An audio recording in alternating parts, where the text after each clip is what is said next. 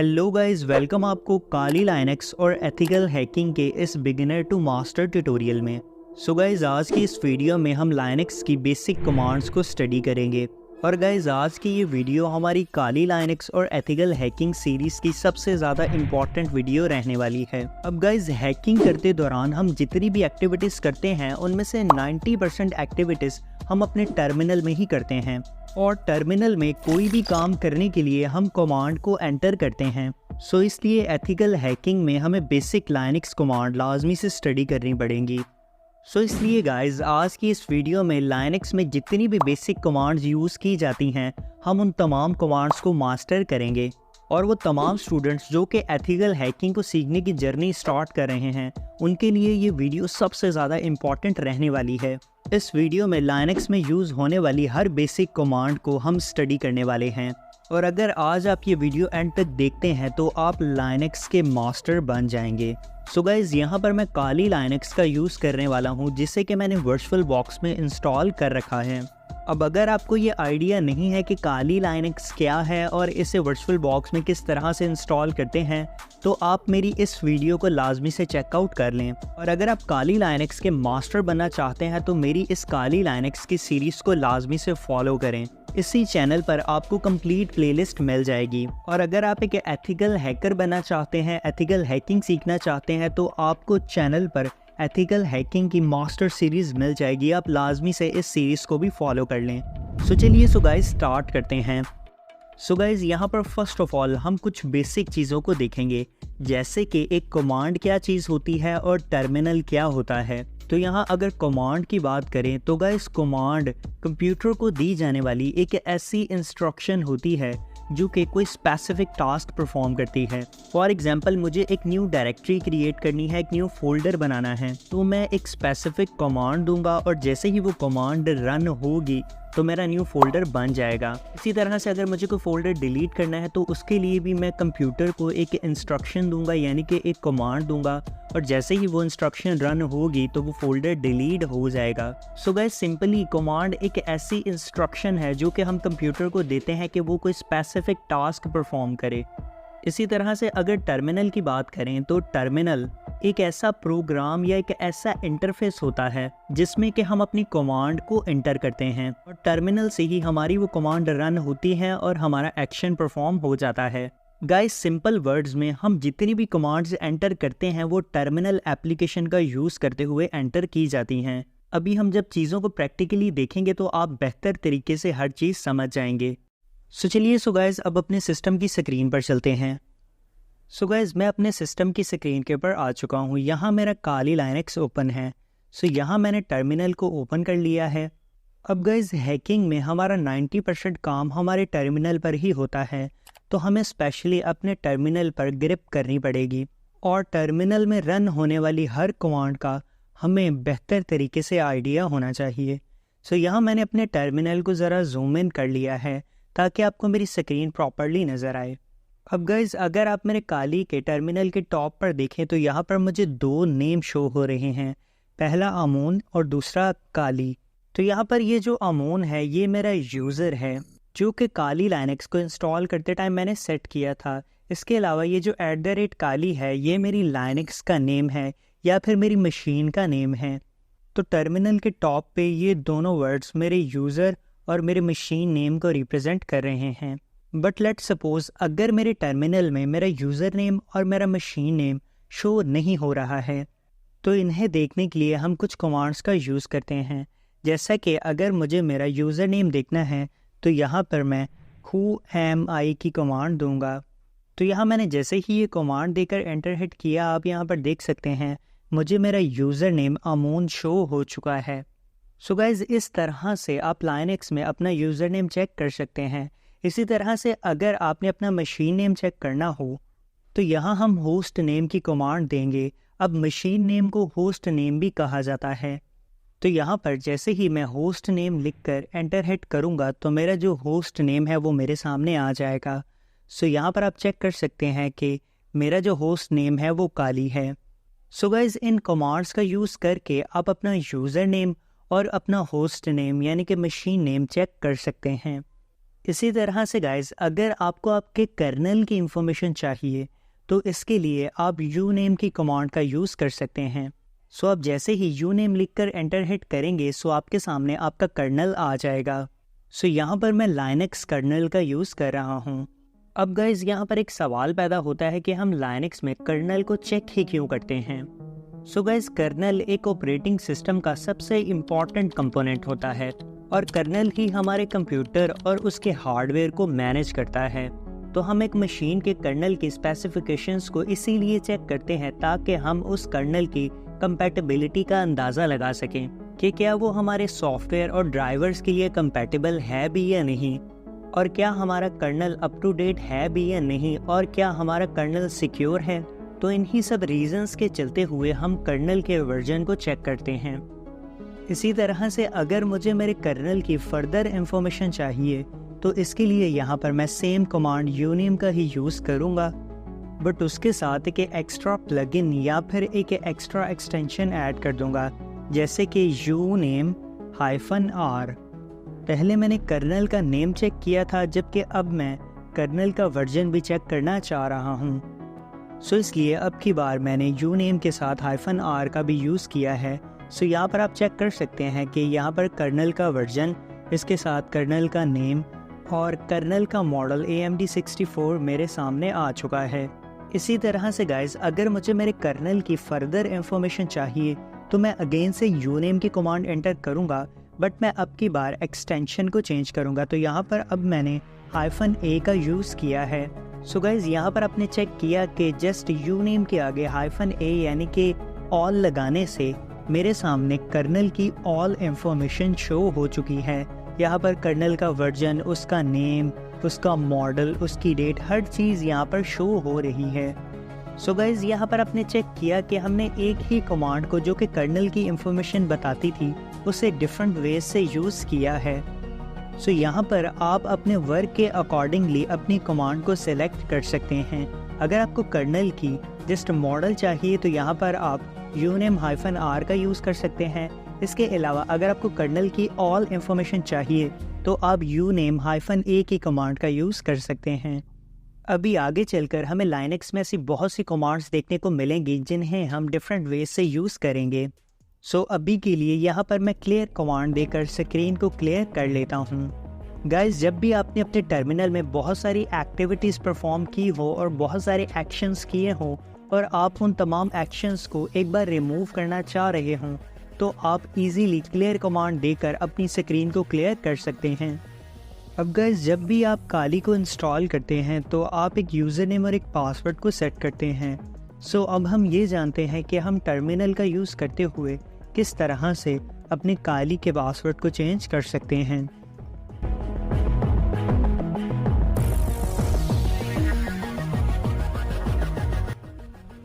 So terminal से काली के password को चेंज करने के लिए हम पास wd की कमांड का यूज़ करेंगे। आपने यहाँ पर स्पेलिंग की मिस्टेक बिल्कुल भी नहीं करनी है। सो आप जैसे ही ये कमांड लिखकर एंटर हिट करेंगे सो आपके सामने आपका यूज़र नेम आ जाएगा जिसका आपने पासवर्ड चेंज करना है और आपसे करंट पासवर्ड पूछा जाएगा। आपने करंट पासवर्ड एंटर करना है, देन आपने न्यू पासवर्ड को एंटर करना है। आपका न्यू पासवर्ड 6 डिजिट से कम ना हो। इसके बाद आपने पासवर्ड को वेरीफाई कर लेना है और एंटर करना है। सो इसके बाद गाइज आपका पासवर्ड सक्सेसफुली चेंज हो जाएगा। सो अब आप जितनी बार भी अपनी काली लाइनक्स मशीन को अगेन से स्टार्ट करेंगे आप न्यू पासवर्ड ही एंटर करेंगे। सो आई होप गाइज आपको टर्मिनल के थ्रू काली लाइनक्स मशीन के पासवर्ड चेंज करने का आइडिया हो चुका होगा। सो गाइज अब हम लाइनक्स की कुछ बेसिक नेटवर्किंग कमांड्स के बारे में भी जानेंगे जिन्हें कि हम पेनिट्रेशन टेस्टिंग और एथिकल हैकिंग के दौरान बार बार यूज़ भी करते हैं।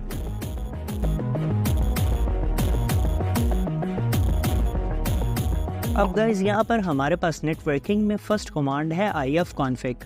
अब ये कमांड नेटवर्क के इंटरफेस की तमाम इंफॉर्मेशन प्रोवाइड करती है, जैसे कि आपके नेटवर्क इंटरफेस का नाम क्या है, उसकी IP क्या है, उसका मैक एड्रेस क्या है। इसी तरह से फर्दर आपके नेटवर्क के ब्रॉडकास्ट एड्रेस, इसके अलावा नेटमार्क्स, मैक्सिमम ट्रांसमिशन यूनिट, इसके साथ साथ आपके RX और TX के रिसीवर और सेंडर पैकेट्स, तो यहाँ पर आप चेक कर सकते हैं कि कितनी सारी इंफॉर्मेशन जस्ट इस ifconfig कमांड ने हमें दे दी है। यहाँ पर हमारी IP ये रहा, हमारा मैक एड्रेस। तो गाइस, जब भी आपको आपके नेटवर्क इंटरफेस की इंफॉर्मेशन चाहिए होगी, आपको आपकी IP का पता नहीं होगा और पता लगाना होगा, या फिर आपको आपके मैक एड्रेस का पता लगाना होगा या नेट मार्क्स का पता लगाना होगा, तो आप जस्ट ifconfig की कमांड एंटर कर ये तमाम इंफॉर्मेशन हासिल कर सकते हैं। अब गाइस, अगर लाइनक्स की बात करें तो लाइनक्स में तो आप ifconfig कमांड का यूज़ कर सकते हैं, जबकि विंडोज़ में जब भी आपने अपने नेटवर्क इंटरफेस की इंफॉर्मेशन को हासिल करना है तो आप ipconfig की कमांड का यूज़ करेंगे। यहाँ पर विंडो के cmdn के कमांड प्रॉम्प्ट में ifconfig की कमांड वर्क नहीं करेगी। इसके लिए आपको ipconfig की कमांड का यूज़ ही करना पड़ेगा।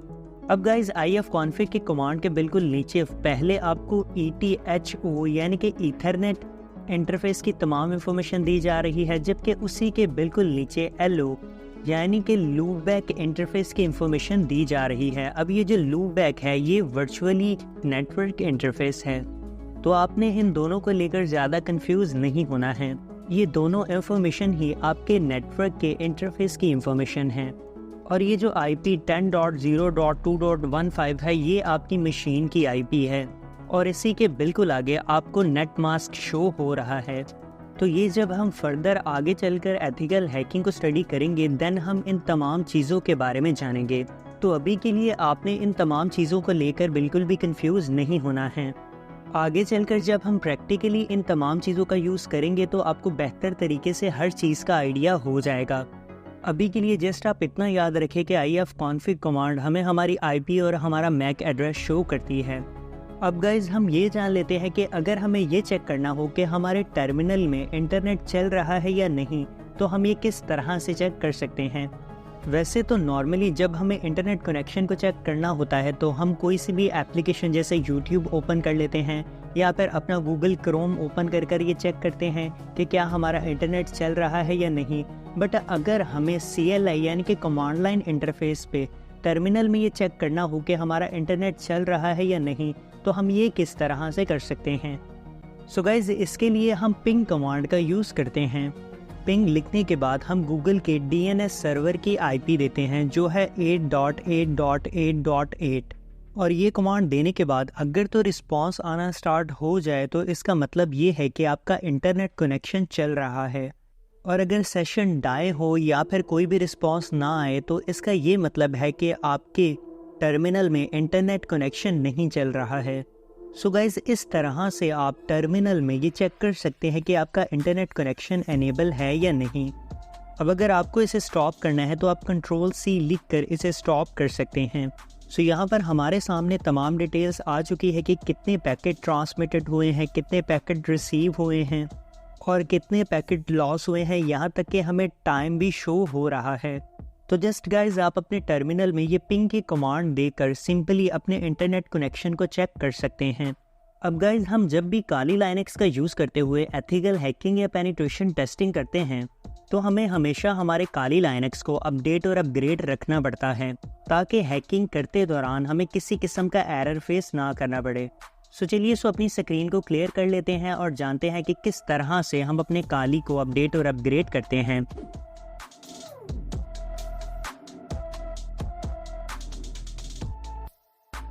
सो गाइस, काली को अपडेट करने के लिए हम दो मेथड्स का यूज़ करते हैं। पहला method as a privilege user और दूसरा एज अ सुपर यूज़र। अब गाइस, ये जो प्रिविलेज यूज़र होता है इसके पास मशीन को एक्सेस करने के लिए ज़्यादा परमिशंस नहीं होती हैं, और एज अ प्रिविलेज यूज़र जब भी आप काली को अपडेट या अपग्रेड करते हैं तो आपको हर कमांड के साथ सूडो का यूज़ करना पड़ता है।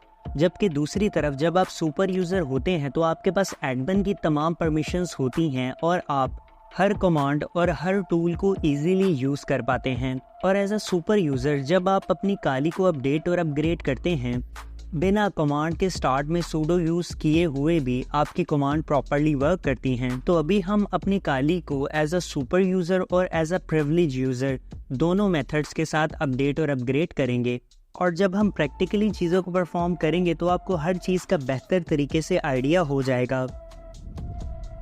सो गाइज़, यहाँ पर फर्स्ट ऑफ ऑल हम नॉर्मल यूज़र रहते हुए ही काली को अपडेट कर रहे हैं। तो यहाँ पर फर्स्ट कमांड है sudo apt अपडेट। सो आप जैसे ही ये कमांड देंगे आपकी काली अपडेट होना स्टार्ट हो जाएगी। अब गाइज यहाँ पर आपको थोड़ा वेट करना पड़ सकता है और जैसे ही आपकी ये कमांड कम्प्लीटली रन हो जाएगी तो आपको all packages are up to date लिखा हुआ आ जाएगा। अब गाइज मेरे पास काली क्योंकि पहले से ही अपडेट और अपग्रेड है इसलिए यहाँ पर ज़्यादा टाइम नहीं लगा है, जबकि आपको यहाँ पर थोड़ा वेट करना पड़ सकता है। इसके बाद हमारे पास जो सेकंड कमांड है वो है sudo apt अपग्रेड। अब आपकी ये कमांड भी काली के तमाम पैकेजेस को अपग्रेड कर देगी। इसमें भी आपको थोड़ा टाइम लग सकता है। यहाँ पर आप नीचे देख सकते हैं लिखा हुआ आ चुका है 0 अपग्रेड, 0 न्यूली इंस्टॉल और 0 रिमूव और 0 अपग्रेड्स, यानी कि मेरे पास अभी कोई भी ऐसा पैकेज नहीं है जो कि अपग्रेड होने वाला हो।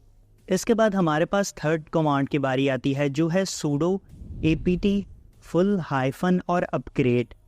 ये कमांड आपके काली के तमाम पैकेजेस को फुली तौर पर अपग्रेड और अपडेट कर देगी। यहाँ पर आप देख सकते हैं कि मेरे तमाम पैकेजेस पहले से ही अपग्रेड और अपडेट हैं, इसलिए यहाँ नीचे हर जगह 0 लिखा हुआ आया है। अब हमारे पास नेक्स्ट कमांड है sudo apt dist हाइफन और अपग्रेड। अब गाइज ये कमांड मेरे काली की डिस्ट्रीब्यूशन को कम्प्लीटली अपग्रेड कर देगी और अगर मैं काली का कोई ओल्ड वर्जन यूज़ कर रहा था तो मेरा काली का न्यूली वर्जन ऑटोमेटिकली इंस्टॉल हो जाएगा। तो यहाँ पर अभी 0 अपग्रेड आया है, डेट्स मीन कि मेरा काली फुली अपग्रेडेड और अपडेटेड है। अब गाइज ये तमाम कमांड्स देने के बाद आपका काली कम्प्लीटली अपडेट और अपग्रेड हो जाएगा। अब मैं यहाँ पर स्क्रीन को क्लियर करता हूँ और एज अ सुपर यूज़र बनकर काली को अपडेट और अपग्रेड करता हूँ। अब गाइस काली को as a super user use करने के लिए हम sudo su यानी कि सुपर यूज़र की कमांड देते हैं और आप जैसे ही sudo su की कमांड देंगे तो आप सुपर यूज़र में एंटर कर जाएंगे। अब अगर आप यहाँ पर देखें तो मेरा पाथ कम्प्लीटली चेंज हो चुका है और मैं काली का रूट यूज़र बन चुका हूँ। अब मैं यहाँ पर काली को कम्प्लीटली यूज़ कर सकता हूँ और मेरे पास हर किस्म की परमिशन मौजूद है और मैं काली को एज अ एडमिन यूज़ कर रहा हूँ। और आप एज अ रूट यूज़र मेरी वर्किंग डायरेक्टरी चेक कर सकते हैं। मैं होम के अंदर अमून नाम की डायरेक्टरी में मौजूद हूँ। तो यहाँ पर मेरा पाथ भी कम्प्लीटली चेंज हो चुका है। अब गाइस पहले एज अ प्रिविलेज यूज़र जब मैं कोई कमांड दे रहा था तो मुझे स्टार्टिंग में sudo लगाना पड़ रहा था, जबकि अब की बार ऐसा नहीं है। अब अगर मैं बिना sudo लगाए भी कोई कमांड एंटर करता हूँ तो वो प्रॉपरली वर्क करेगी। यहाँ आपने देखा कि मैंने apt अपडेट लिखा है और यहाँ पर ये कमांड बिना किसी दिक्कत के कम्प्लीटली वर्क कर रही है। इसी तरह से अब मैं apt अपग्रेड की कमांड एंटर करता हूं तो आप यहां पर देख सकते हैं कि ये भी कमांड बिना किसी दिक्कत के यहां पर प्रॉपरली रन हो चुकी है, जबकि एज अ प्रिविलेज यूज़र मेरे पास ये फैसिलिटी नहीं थी। मुझे हर कमांड से पहले लाजमी से sudo लगाना ही पड़ता था। अब guys same as it is आपने सुपर यूज़र में भी काली को अपडेट करने के लिए सेम कमांड्स ही एंटर करनी है जो कि हमने पहले एंटर की है, बट अब की बार जस्ट आपने sudo नहीं लगाना है। स्क्रीन पर आपको दोनों मेथड्स के थ्रू यानी कि प्रिविलेज यूज़र और सुपर यूज़र के थ्रू काली को अपडेट करने की कमांड्स दे दी गई हैं। आप जस्ट यहाँ से सिंपली इन कमांड्स को कॉपी करके अपने काली को अपडेट और अपग्रेड कर सकते हैं। सो आई होप गाइज आपको काली को अपडेट और अपग्रेड करने के कंप्लीट प्रोसेस के बारे में आइडिया हो चुका होगा। जब आप काली को अपडेट और अपग्रेड कर लें तो लास्ट पे आपने रीबूट की कमांड लाजमी से एंटर करनी है। इससे आपकी लाइनक्स मशीन एक बार अगेन से रीस्टार्ट होगी और तमाम लेटेस्ट अपडेट आपको आपकी मशीन में देखने को मिल जाएंगी। सो आई होप गाइज यहाँ तक आपको कोई भी कन्फ्यूजन नहीं रही होगी और आपको हर चीज़ का बेहतर आइडिया हो चुका होगा। अब मैं क्लियर कमांड देकर अपनी स्क्रीन को क्लियर कर लेता हूँ। अब गाइज अगर आपने रूट यूज़र से वापस से प्रिविलेज यूज़र में आना है तो जस्ट आपने सिंपल एग्जिट की कमांड एंटर करनी है, तो आप रूट यूज़र से वापस से प्रिविलेज यूज़र में एंटर कर जाएंगे। सो आई होप आपको ये आइडिया हो चुका होगा कि आपने किस तरह से रूट यूज़र में एंटर करना है और किस तरह से रूट यूज़र से एग्जिट करना है। अब गाइज यहाँ पर एक सवाल पैदा होता है कि अगर सुपर यूज़र बन के काली को यूज़ करने से हमें ज़्यादा एक्सेस और परमिशन मिलती है तो देन हम प्रिविलेज यूज़र बनकर ही क्यों काली को यूज़ करें। तो गाइज यहाँ अगर सुपर यूज़र बन के काली को यूज़ करने से हमें ज़्यादा कंट्रोल मिलता है और ज़्यादा एक्सेस मिलती है तो इसमें बहुत सारे सिक्योरिटीज़ के फ्लोज पैदा हो जाते हैं, और अगर हमारी मशीन पर कोई अटैक होता है या फिर हमारी मशीन में कोई वायरस एंटर करता है तो वो डायरेक्टली रूट यूज़र पर ही अटैक करेगा। इसलिए प्रिविलेज यूज़र बनकर काली को यूज़ करना ज़्यादा बेहतर है। सो आई होप गाइज आपको प्रिविलेज यूज़र और रूट यूज़र का बेहतर तरीके से आइडिया हो चुका होगा। सो गाइज अब हम ये जानते हैं कि अगर हमें मल्टीपल कमांड्स को एक ही बार में एंटर करना हो तो ये हम किस तरह से करेंगे। सो गाइज इस चीज़ को सीक्वेंस ऑफ कमांड्स कहा जाता है और इसमें 2 बार एंड साइन का यूज़ किया जाता है। सो इसे एक एग्जाम्पल के थ्रू समझते हैं। तो यहाँ पर मेरे पास मल्टीपल कमांड्स हैं। यहाँ पर जो पहली कमांड है वो पैकेजेस को अपडेट करती है और जो दूसरी कमांड है वो पैकेजेस को अपग्रेड करती है और जो थर्ड कमांड है वो स्क्रीन को क्लियर करती है। सो यहाँ पर मैं अपने टर्मिनल में इसी सीक्वेंस के साथ 1 बाय 1 ये तीनों कमांड्स को एंटर करूँगा। सबसे पहले मैं पैकेजेस को अपडेट करने वाली कमांड को एंटर करूँगा, फिर मैं पैकेजेस को अपग्रेड करने वाली कमांड को एंटर करूँगा और लास्ट पे मैं स्क्रीन को क्लियर कर देने वाली कमांड को एंटर करूँगा। बट सीक्वेंस ऑफ कमांड्स में ऐसा नहीं होता है। सीक्वेंस ऑफ कमांड्स में मैं एक ही कमांड देता हूँ और मेरे ये तीनों एक्शंस एक ही बार में परफॉर्म हो जाएंगे। तो सीक्वेंस ऑफ कमांड्स में हम एंड साइन का यूज़ करते हैं और हम मल्टीपल कमांड्स को एंड साइन का यूज़ करके एक ही कमांड बना देते हैं। इसे एक एग्जाम्पल के थ्रू समझते हैं। तो यहाँ पर सीक्वेंस ऑफ कमांड्स का यूज़ करने के लिए मैं सबसे पहले पहली कमांड को एंटर करूँगा।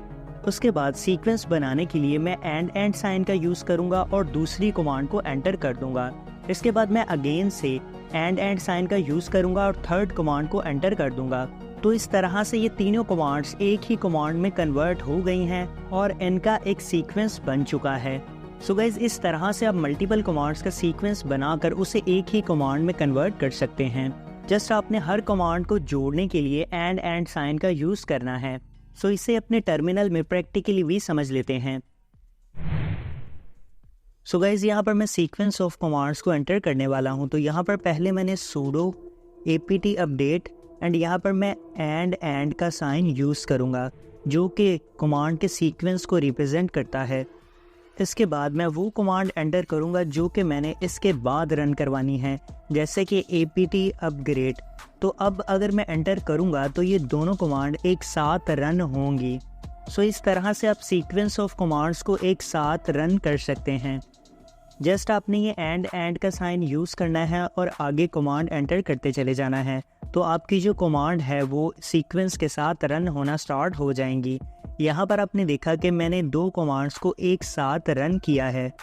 सो आई होप आपको सीक्वेंस ऑफ कमांड्स का भी आइडिया हो चुका होगा। सो ऑलराइट गाइज, अब मैं यहाँ पर क्लियर कमांड देकर अपनी स्क्रीन को क्लियर कर लूँगा और अब हम लाइनक्स की कुछ बेसिक कॉमन कमांड्स के बारे में जानेंगे।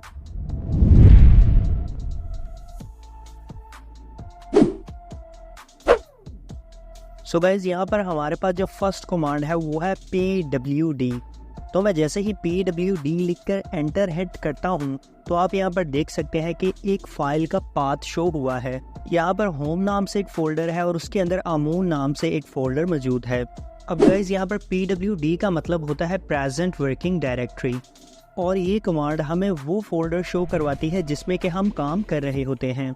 और इस वक्त में मेरी प्रेजेंट वर्किंग डायरेक्टरी अमून नेम का फ़ोल्डर है जो कि होम फोल्डर में प्रेजेंट है।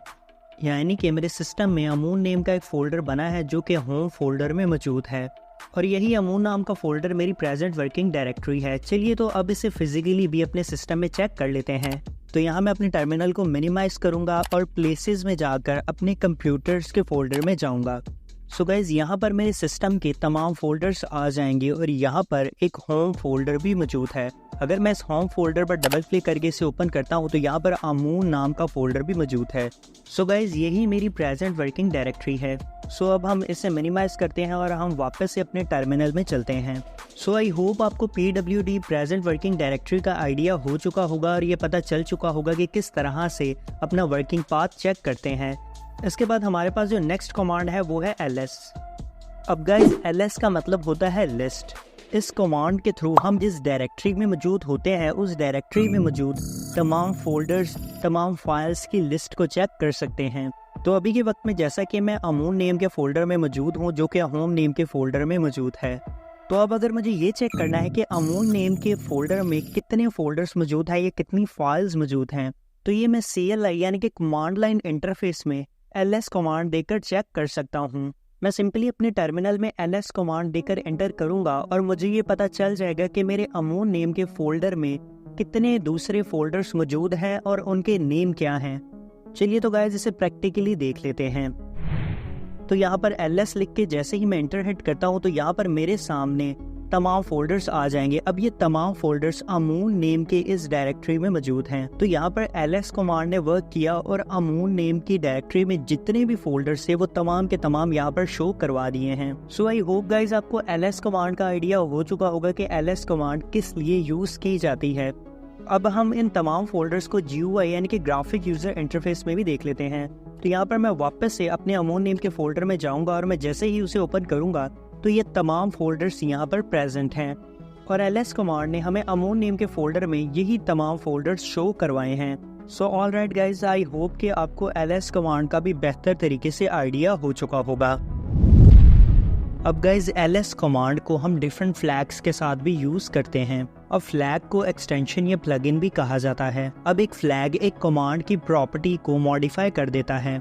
फॉर एग्जाम्पल एक फोल्डर है XYZ। अब उस फोल्डर में मजीद 3 फोल्डर्स हैं जिनका नाम A, B और C है। अब अगर सिंपली मुझे XYZ फोल्डर के अंदर मौजूद फोल्डर्स को चेक करना है तो मैं ls कमांड दे दूंगा और मेरे सामने फोल्डर्स की लिस्ट आ जाएगी।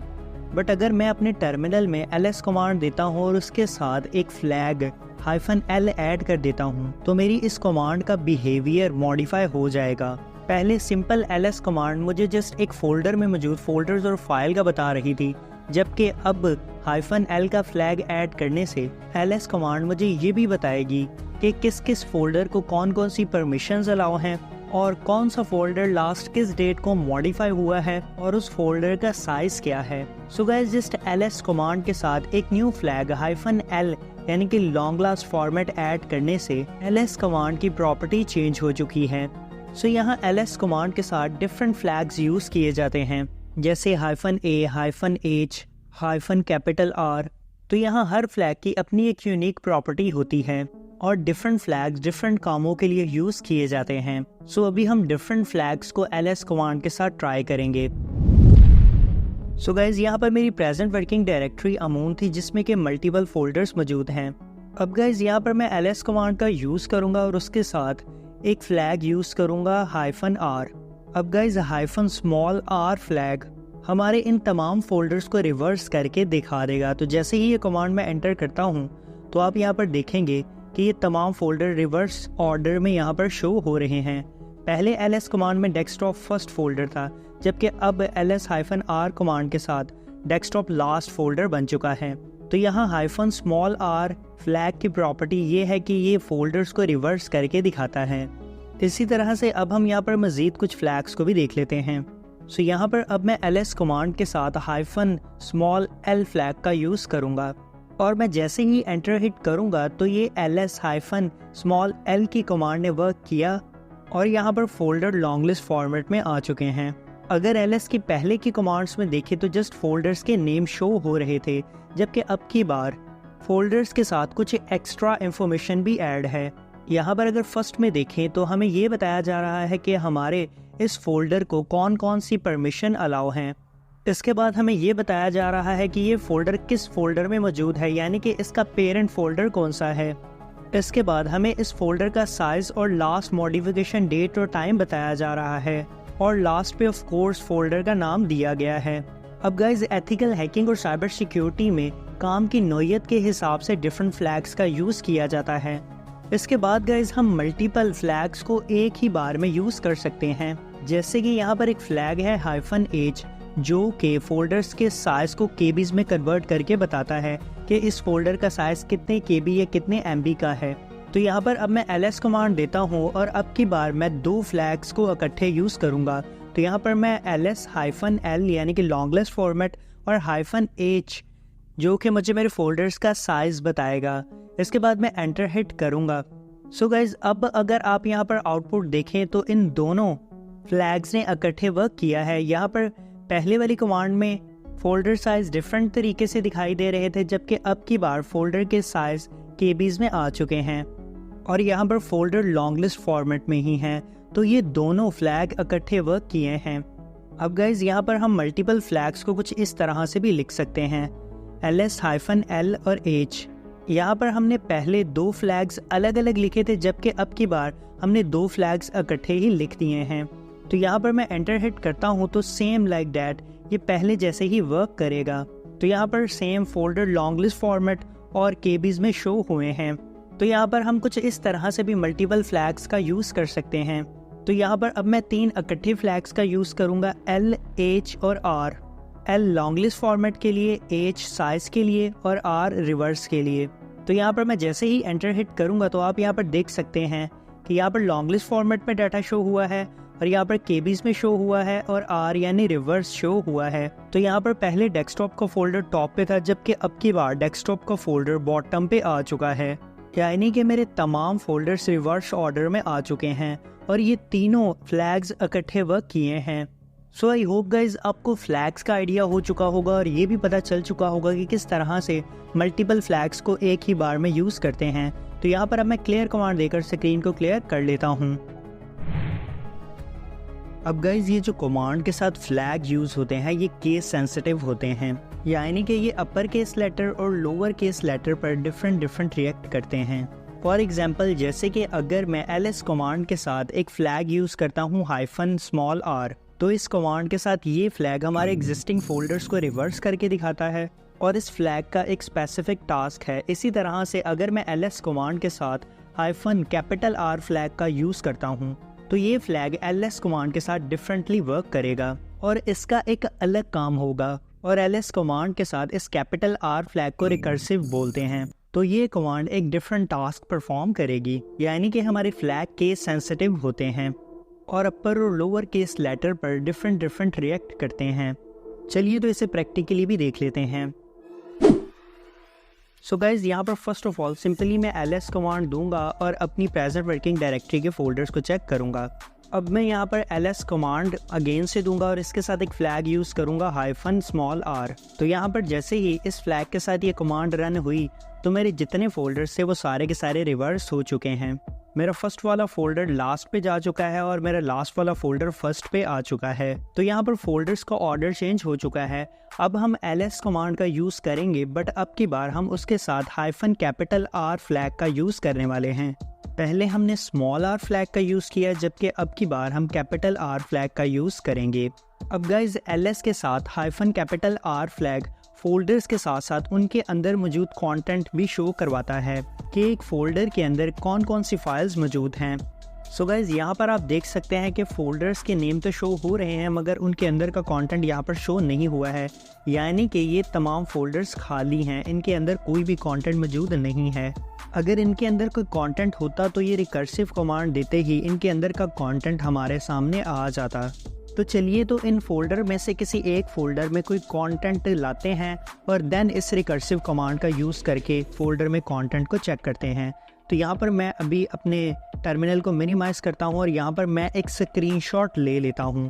तो यहाँ पर स्क्रीनशॉट लेने के बाद अब अगर हम अपने सिस्टम के फ़ोल्डर्स को ओपन करते हैं तो यहाँ पर अब पिक्चर नेम का जो फ़ोल्डर है उसमें स्क्रीनशॉट के नाम से एक न्यू फोल्डर बन चुका है और उसी में हमारा ये स्क्रीनशॉट कैप्चर हुआ है। तो गाइज़ अब यहाँ पर हमारे फोल्डर्स में मीडिया आ चुका है।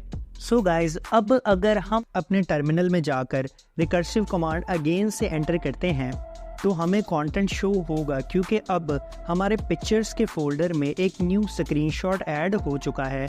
सो गाइज़ अब मैं यहाँ पर ls-R कमांड अगेन से दूंगा तो अब आप यहाँ पर चेक कर सकते हैं कि हमारे तमाम फोल्डर्स अगेन से हमारे पास आ चुके हैं, वैसे ही डेस्कटॉप, डॉक्यूमेंट, डाउनलोड और म्यूज़िक। बट अगर आप पिक्चर फोल्डर में देखें तो यहाँ पर स्क्रीनशॉट के नाम से एक न्यू फोल्डर बना है और यहाँ पर ये स्क्रीनशॉट फोल्डर का पाथ और ये नीचे उस स्क्रीनशॉट फोल्डर में मौजूद क्लिक किया गया स्क्रीनशॉट। सो आई होप कि आपको ls के साथ -R फ्लैग का भी आइडिया हो चुका होगा कि ये किस लिए यूज़ होता है। सो आई होप गाइज कि आप केस सेंसिटिव फ्लैग के कॉन्सेप्ट को भी कम्प्लीटली समझ चुके होंगे। सो अब मैं यहाँ पर क्लियर कमांड देकर अपनी स्क्रीन को क्लियर कर लेता हूँ। सो गाइज अब हमें ls कमांड का कम्प्लीटली आइडिया हो चुका है और हमें ये भी पता चल चुका है कि ls कमांड के साथ किस तरह से डिफरेंट फ्लैग्स का यूज़ होता है और हमने ls कमांड के साथ केस सेंसिटिव फ्लैग्स को भी देखा। अब गाइज हम यहाँ पर बात करेंगे एक कमांड की इंफॉर्मेशन की कि एक कमांड की इंफॉर्मेशन किस तरह से हासिल की जा सकती है, जैसे कि वो कमांड किस पर्पस के लिए यूज़ की जाती है और उस कमांड में कौन कौन से फ्लैग यूज़ होते हैं और किस फ्लैग को किस मकसद के लिए यूज़ किया जाता है। सो गाइज, एक कमांड की इंफॉर्मेशन लेने के लिए हम मेनली 3 तरीके यूज़ करते हैं। फर्स्ट इन्फो कमांड का यूज़ करके, सेकंड मैन कमांड का यूज़ करके, और थर्ड और लास्ट हाइफन हेल्प कमांड के थ्रू। सो गाइज, इन्हीं 3 टेक्निक्स के थ्रू किसी कमांड की इंफॉर्मेशन को हासिल किया जाता है। जैसे कि फॉर एग्जांपल, अगर मैं फर्स्ट टेक्निक का यूज़ करता हूँ तो मैं इन्फो लिखूंगा और आगे वो कमांड दूंगा जिसकी मुझे इंफॉर्मेशन चाहिए। जैसे कि अगर मुझे ls कमांड की इंफॉर्मेशन चाहिए तो यहाँ पर मैं इन्फो ls लिखूंगा तो ls कमांड की इंफॉर्मेशन मेरे सामने आ जाएगी। इसी तरह से सेकंड टेक्निक में मैं मैन लिखूंगा और आगे कमांड दे दूंगा जिसकी मुझे इंफॉर्मेशन चाहिए हो।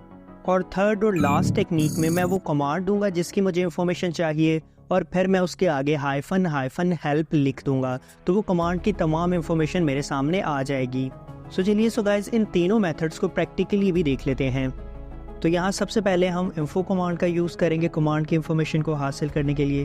तो यहाँ मैं ls कमांड की इंफॉर्मेशन हासिल कर रहा हूँ। तो यहाँ जैसे ही मैंने एंटर हिट किया तो ls कमांड की तमाम इंफॉर्मेशन मेरे सामने आ चुकी है और इसके साथ साथ ls कमांड के तमाम फ्लैग्स यहाँ पर आ चुके हैं कि अगर मैं यहाँ पर -i फ्लैग का यूज़ करता हूँ तो क्या होगा।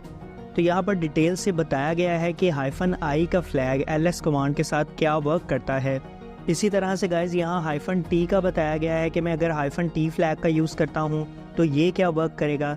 तो यहाँ पर गाइज हमें ls कमांड की कंप्लीट इंफॉर्मेशन देखने को मिल रही है। अब अगर आपको यहाँ से एग्ज़िट जाना है तो आप Ctrl+C करके एग्ज़िट हो जाएंगे। अब मैं यहाँ पर मज़ीद एक कमांड की इंफॉर्मेशन चेक कर लेता हूँ। तो यहाँ पर मैं इन्फो pwd की कमांड दूंगा, यानी कि प्रेजेंट वर्किंग डायरेक्टरी कमांड की हम इंफॉर्मेशन चेक करने वाले हैं। तो यहाँ पर आप देख सकते हैं कि हमें बताया जा रहा है कि pwd कमांड करंट डायरेक्टरी को प्रिंट करती है। इसके अलावा यहाँ पर हमें ये बताया जा रहा है कि -l फ्लैग के साथ ये वर्क करती है, -p फ्लैग के साथ ये वर्क करती है। सो गाइज, इस तरह से हम इन्फो कमांड का यूज़ करके किसी भी कमांड की इंफॉर्मेशन को चेक कर सकते हैं। सो ऑलराइट गाइज, अब हम यहाँ पर सेकंड टेक्निक का यूज़ करेंगे कमांड की इंफॉर्मेशन को हासिल करने के लिए, यानी कि हम मैन कमांड का यूज़ करेंगे। तो यहाँ पर मैं मैन लिखूँगा। सो गाइज, यहाँ पर मैन का मतलब होता है मैनुअल। तो यहाँ पर मैन लिखने के बाद हम वो कमांड देंगे जिसकी हमें इंफॉर्मेशन चाहिए। तो यहाँ ls कमांड टाइप कर लेता हूँ। सो गाइज, यहाँ पर मैन कमांड ने भी हमें ls कमांड की तमाम इंफॉर्मेशन दे दी है। यहाँ टॉप पे हमें ये बताया जा रहा है कि ls कमांड डायरेक्टरीज की लिस्ट को चेक करने के लिए यूज़ की जाती है। इसके अलावा ये किन किन फ्लैग्स के साथ यूज़ की जाती है। यहाँ सबसे पहले हमें -a फ्लैग के बारे में बताया जा रहा है जिसका मतलब होता है ऑल, और ये फ्लैग हमें ऑल फोल्डर्स दिखाता है, वो भी फोल्डर्स जो कि डॉट से स्टार्ट हो रहे होते हैं, यानी कि हिडन फोल्डर्स होते हैं। तो अभी हम ls कमांड के साथ इस -a के फ्लैग को ट्राई करेंगे। इसके अलावा गाइस हमें ये बताया जा रहा है कि -A फ्लैग क्या वर्क करता है। इसके अलावा -b फ्लैग क्या वर्क करता है। C फ्लैग भी यहाँ पर दिए गए हैं। यहाँ पर नीचे अगर देखें तो यहाँ पर हमें डिफरेंट किस्म के फ्लैग्स देखने को मिल जाएंगे और उनके साथ उनकी डिटेल भी मौजूद है कि कौन सा फ्लैग क्या काम करता है। सो गाइस, इस तरह से हम मैन यानी मैनुअल का यूज़ करके किसी भी कमांड की इंफॉर्मेशन को बड़ी आसानी से हासिल कर सकते हैं। अब अगर आपको यहाँ से एग्जिट करना है तो आप Q टाइप करके क्विट कर सकते हैं। सो गाइस, यहाँ पर हमने फर्स्ट 2 टेक्निक्स के थ्रू कमांड की इंफॉर्मेशन को हासिल करना सीख लिया है। अब बचती है लास्ट टेक्निक जिसमें कि हेल्प कमांड का यूज़ किया जाता है। बट उससे पहले हम ls कमांड के साथ -a फ्लैग का यूज़ करेंगे और लाइनक्स में मौजूद हिडन फोल्डर्स के बारे में जानेंगे। सो गाइस, लाइनक्स में hidden folders co dot folders भी कहा जाता है और ये दोनों सेम ही चीज़ होते हैं। सो गाइस, लाइनक्स में जब भी कोई फोल्डर या फाइल क्रिएट की जाती है तो क्रिएट करते दौरान अगर फोल्डर या फाइल के नेम के आगे डॉट लगा दिया जाए तो वो फोल्डर या फाइल हाइड हो जाती है। अब उन हिडन फोल्डर्स को देखने के लिए ही हम ls के साथ -a फ्लैग का यूज़ करते हैं। सो चलिए गाइस, इसे प्रैक्टिकली देख लेते हैं। सो गाइस, यहाँ पर मैं अपने टर्मिनल में ls कमांड दूंगा और साथ -a का फ्लैग यूज़ करूँगा। इससे मेरे प्रेजेंट वर्किंग डायरेक्टरी में जितनी भी हिडन फाइल्स और फोल्डर्स होंगे वो मुझे शो हो जाएंगे। तो यहाँ पर कमांड देकर मैंने जैसे ही एंटर हिट किया तो यहाँ पर आप चेक कर सकते हैं कि मेरी प्रेजेंट वर्किंग डायरेक्टरी के वो नॉर्मल फोल्डर जैसे डेस्कटॉप, डॉक्यूमेंट, डाउनलोड और बाकी तमाम फ़ोल्डर्स तो वैसे ही शो हो रहे हैं, मगर उनके साथ कुछ एक्स्ट्रा फ़ोल्डर्स और एक्स्ट्रा फाइल्स भी शो हो रही हैं। और जितनी भी एक्स्ट्रा फाइल्स और एक्स्ट्रा फ़ोल्डर शो हो रहे हैं उनके आगे डॉट लगा हुआ है। तो इसका ये मतलब है कि ये तमाम फ़ोल्डर्स और फाइल हिडन थी और नॉर्मल ls कमांड देने से शो नहीं होनी थी। इसीलिए हिडन फाइल्स और हिडन फ़ोल्डर्स को देखने के लिए हमने ls के साथ एक फ्लैग -a ऐड किया। चलिए तो इस चीज़ को GUI यानी ग्राफिक यूज़र इंटरफेस में भी देख लेते हैं। तो यहाँ मैं टर्मिनल को मिनिमाइज़ करके अपने फ़ोल्डर्स में जाऊँगा। तो यहाँ आप देख सकते हैं कि ये वो नॉर्मल फ़ोल्डर्स हैं जो कि ls कमांड से भी शो होते हैं। बट अगर मैं यहाँ पर 3 डॉट्स पर क्लिक करके शो हिडन फाइल्स करता हूँ तो यहाँ पर आप देख सकते हैं कि कितने सारे हिडन फाइल्स और कितने सारे हिडन फ़ोल्डर्स यहाँ पर शो हो रहे हैं। सो यही तमाम फ़ोल्डर्स और फाइल ls-a की कमांड से हमें शो हुए हैं। तो अगर मुझे वापस से इन फाइल्स और फोल्डर्स को वैसे ही करना है तो यहाँ पर मैं 3 डॉट्स पे क्लिक करूँगा और इस ऑप्शन को अगेन से चेक कर दूँगा। तो ये तमाम फोल्डर्स और फाइल अगेन से हाइड हो चुके हैं। चलिए तो वापस से अपने टर्मिनल में चलते हैं। सो आई होप गाइज आपको ये आइडिया हो चुका होगा कि लाइनक्स में किस तरह से हिडन फोल्डर्स को चेक करते हैं। तो यहाँ अब मैं अपनी स्क्रीन को क्लियर कर लेता हूँ और अब हम इस थर्ड और लास्ट टेक्निक के बारे में जानेंगे जिसके थ्रू कमांड की इंफॉर्मेशन को हासिल किया जा सकता है। सो गाइज इसके लिए आपने फर्स्ट ऑफ ऑल वो कमांड देनी है जिसके बारे में आपको इंफॉर्मेशन चाहिए। तो यहाँ लेट्स सपोज मुझे ls कमांड की ही इंफॉर्मेशन चाहिए। तो यहाँ पर मैं ls कमांड लिखूँगा, उसके बाद -help लिख दूँगा। सो गाइज मैं जैसे ही एंटर हिट करूँगा तो ls कमांड की तमाम इंफॉर्मेशन मेरे पास आ जाएगी। अगर मैं स्क्रॉल करके टॉप पर जाता हूँ तो आप यहाँ पर देख सकते हैं कि मेरे पास फर्स्ट ऑफ ऑल मुझे ये बताया जा रहा है कि ये कमांड क्या काम करती है। देन उस कमांड के तमाम फ्लैग्स यहाँ पर नीचे दिए गए हैं। जितने भी फ्लैग्स इस कमांड के साथ यूज़ किए जा सकते हैं उन तमाम फ्लैग्स की इंफॉर्मेशन यहाँ पर मेरे पास दी गई है। सो गाइज इस तरह से आप हेल्प कमांड का यूज़ करके किसी भी कमांड को कैसे यूज़ करना है ये प्रॉपर तौर पर जान सकते हैं। सो अब मैं यहाँ पर स्क्रीन को क्लियर कमांड देकर क्लियर कर लेता हूँ। एंड आई होप गाइस कि आपको इन तीनों टेक्निक्स का ही आइडिया हो चुका होगा जो कि किसी भी कमांड की इंफॉर्मेशन को हासिल करने के लिए यूज़ की जाती हैं। सो चलिए गाइस अब मज़ीद चीज़ों की तरफ मूव करते हैं और डायरेक्टरीज़ में किस तरह से आगे पीछे मूव किया जाता है और किस तरह से अपनी प्रेजेंट वर्किंग डायरेक्टरी को चेंज किया जाता है इसके बारे में जानते हैं। सो यहाँ पर सबसे पहले मैं pwd की कमांड देकर अपनी प्रेजेंट वर्किंग डायरेक्टरी को चेक कर लेता हूँ। तो यहाँ पर अभी के टाइम में मेरी प्रेजेंट वर्किंग डायरेक्टरी होम के अंदर अमून है। सो ऑलराइट गाइज अब मैं यहाँ पर ls कमांड दूंगा और अमून नेम के फ़ोल्डर में जितने भी फ़ोल्डर्स हैं वो यहाँ पर मेरे सामने आ जाएंगे। तो यहाँ पर मेरी प्रेजेंट वर्किंग डायरेक्टरी में जितने भी फ़ोल्डर्स जितनी भी डायरेक्टरीज थी वो यहाँ पर मेरे सामने आ चुकी हैं। अब गाइज़ यहाँ पर हमारे सामने बहुत सारे फ़ोल्डर्स के नेम आ चुके हैं। अब हम इनमें से किसी भी फ़ोल्डर में मूव कर सकते हैं। अब गाइज़ लाइनक्स में फ़ोल्डर्स को डायरेक्टरी कहा जाता है तो यहाँ पर आपने बिल्कुल भी कंफ्यूज नहीं होना है। तो जहाँ पर भी मैं डायरेक्टरी का वर्ड यूज़ कर रहा हूँ आप समझ जाएँ कि उसका मतलब फ़ोल्डर है। तो यहाँ पर अभी हम म्यूज़िक वाले फ़ोल्डर के अंदर मूव करते हैं तो यहाँ पर मैं cd की कमांड यूज़ करूँगा। यहाँ cd का मतलब होता है चेंज डायरेक्टरी और आगे उस फोल्डर का नेम जिसके अंदर हमने मूव करना है। तो यहाँ पर हम म्यूज़िक वाले फ़ोल्डर में मूव करना चाहते हैं तो म्यूज़िक का M कैपिटल और बाकी वर्ड स्मॉल और एंटर हिट करूँगा। तो एंटर हिट करने के बाद हम म्यूज़िक वाले फ़ोल्डर के अंदर आ चुके हैं। तो यहाँ पर /म्यूज़िक लिखा हुआ आ चुका है। इसके अलावा टॉप पर भी आप देख सकते हैं कि यहाँ पर हमारी फ़ाइल का पाथ चेंज हो चुका है। तो अब अगर मैं यहाँ पर pwd यानी अपनी प्रेजेंट वर्किंग डायरेक्टरी को अगेन से चेक करता हूँ तो यहाँ पर आप देख सकते हैं कि मेरी प्रेजेंट वर्किंग डायरेक्टरी चेंज हो चुकी है। /होम यानी होम के अंदर अमून नेम की डायरेक्टरी है और अमून नेम की डायरेक्टरी में म्यूज़िक नेम की एक डायरेक्टरी है।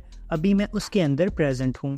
सो गाइज़ यहाँ पर आप चेक कर सकते हैं कि मेरी प्रेजेंट वर्किंग डायरेक्टरी का पाथ कम्प्लीटली चेंज हो चुका है। अब अगर मुझे वापस से म्यूज़िक नेम की डायरेक्टरी से अमून नेम की डायरेक्टरी में जाना है तो ये मैं किस तरह से करूँगा। तो इसके लिए भी मैं cd की कमांड का ही यूज़ करूँगा। सो गाइज़ एक स्टेप बैक आने के लिए यानी एक डायरेक्टरी पीछे आने के लिए हम cd डबल डॉट का यूज़ करते हैं। तो यहाँ मैंने जैसे ही cd डबल डॉट हिट किया तो मैं वापस से अमून नेम के फ़ोल्डर में आ चुका हूँ और पहले यहाँ पर म्यूज़िक लिखा हुआ था जबकि अब वो यहाँ से हट चुका है। अब अगर मैं यहाँ पर pwd यानी प्रेजेंट वर्किंग डायरेक्टरी चेक करता हूँ तो आप यहाँ पर देखेंगे कि मैं वापस से होम में मौजूद अमून डायरेक्टरी में आ चुका हूँ और यही अब मेरी प्रेजेंट वर्किंग डायरेक्टरी है। सो गाइज़ यहाँ पर cd यानी चेंज डायरेक्टरी के साथ डबल डॉट लगा देने से हम एक डायरेक्टरी बैक आ जाते हैं। सो अब क्लियर कमांड देकर मैं स्क्रीन को क्लियर कर लेता हूँ। सो ऑलराइट गाइज़, अभी ये जो प्रोसेस हमने CLI यानी कमांड लाइन इंटरफेस में परफॉर्म किया है, इसी प्रोसेस को अभी हम GUI यानी कि ग्राफिक यूज़र इंटरफेस में समझेंगे ताकि आपको बेहतर तरीके से हर चीज़ का आइडिया हो जाए। So guys, first of all मैंने अपने टर्मिनल में PWD यानी कि प्रेजेंट वर्किंग डायरेक्टरी की कमांड दी और अपनी प्रेजेंट वर्किंग डायरेक्टरी को चेक किया तो मुझे पता चला कि मेरी प्रेजेंट वर्किंग डायरेक्टरी होम के अंदर अमून नेम का एक फ़ोल्डर है। इसके बाद मैंने ls कमांड दी यानी कि लिस्ट कमांड, ताकि मैं ये देख सकूं कि अमून नेम के फ़ोल्डर में मज़ीद कितने फ़ोल्डर्स मौजूद हैं। तो ls कमांड से अमून नेम के फ़ोल्डर में मौजूद बाकी फ़ोल्डर्स की लिस्ट और नेम मेरे सामने आ गए। तो यहाँ पर मेरे पास बहुत सारे फ़ोल्डर्स मौजूद थे, तो मैंने यहाँ पर म्यूज़िक नेम के फ़ोल्डर में जाना था। तो म्यूज़िक नेम के फ़ोल्डर में एंटर होने के लिए मैंने cd यानी चेंज डायरेक्टरी की कमांड का यूज़ किया। मैंने cd लिखा और बाद में उस फोल्डर का नेम जिसके अंदर मैंने मूव करना था, तो फोल्डर का नेम म्यूज़िक था तो मैंने म्यूज़िक लिख दिया। इसके बाद मैं म्यूज़िक नेम के फ़ोल्डर में एंटर हो गया।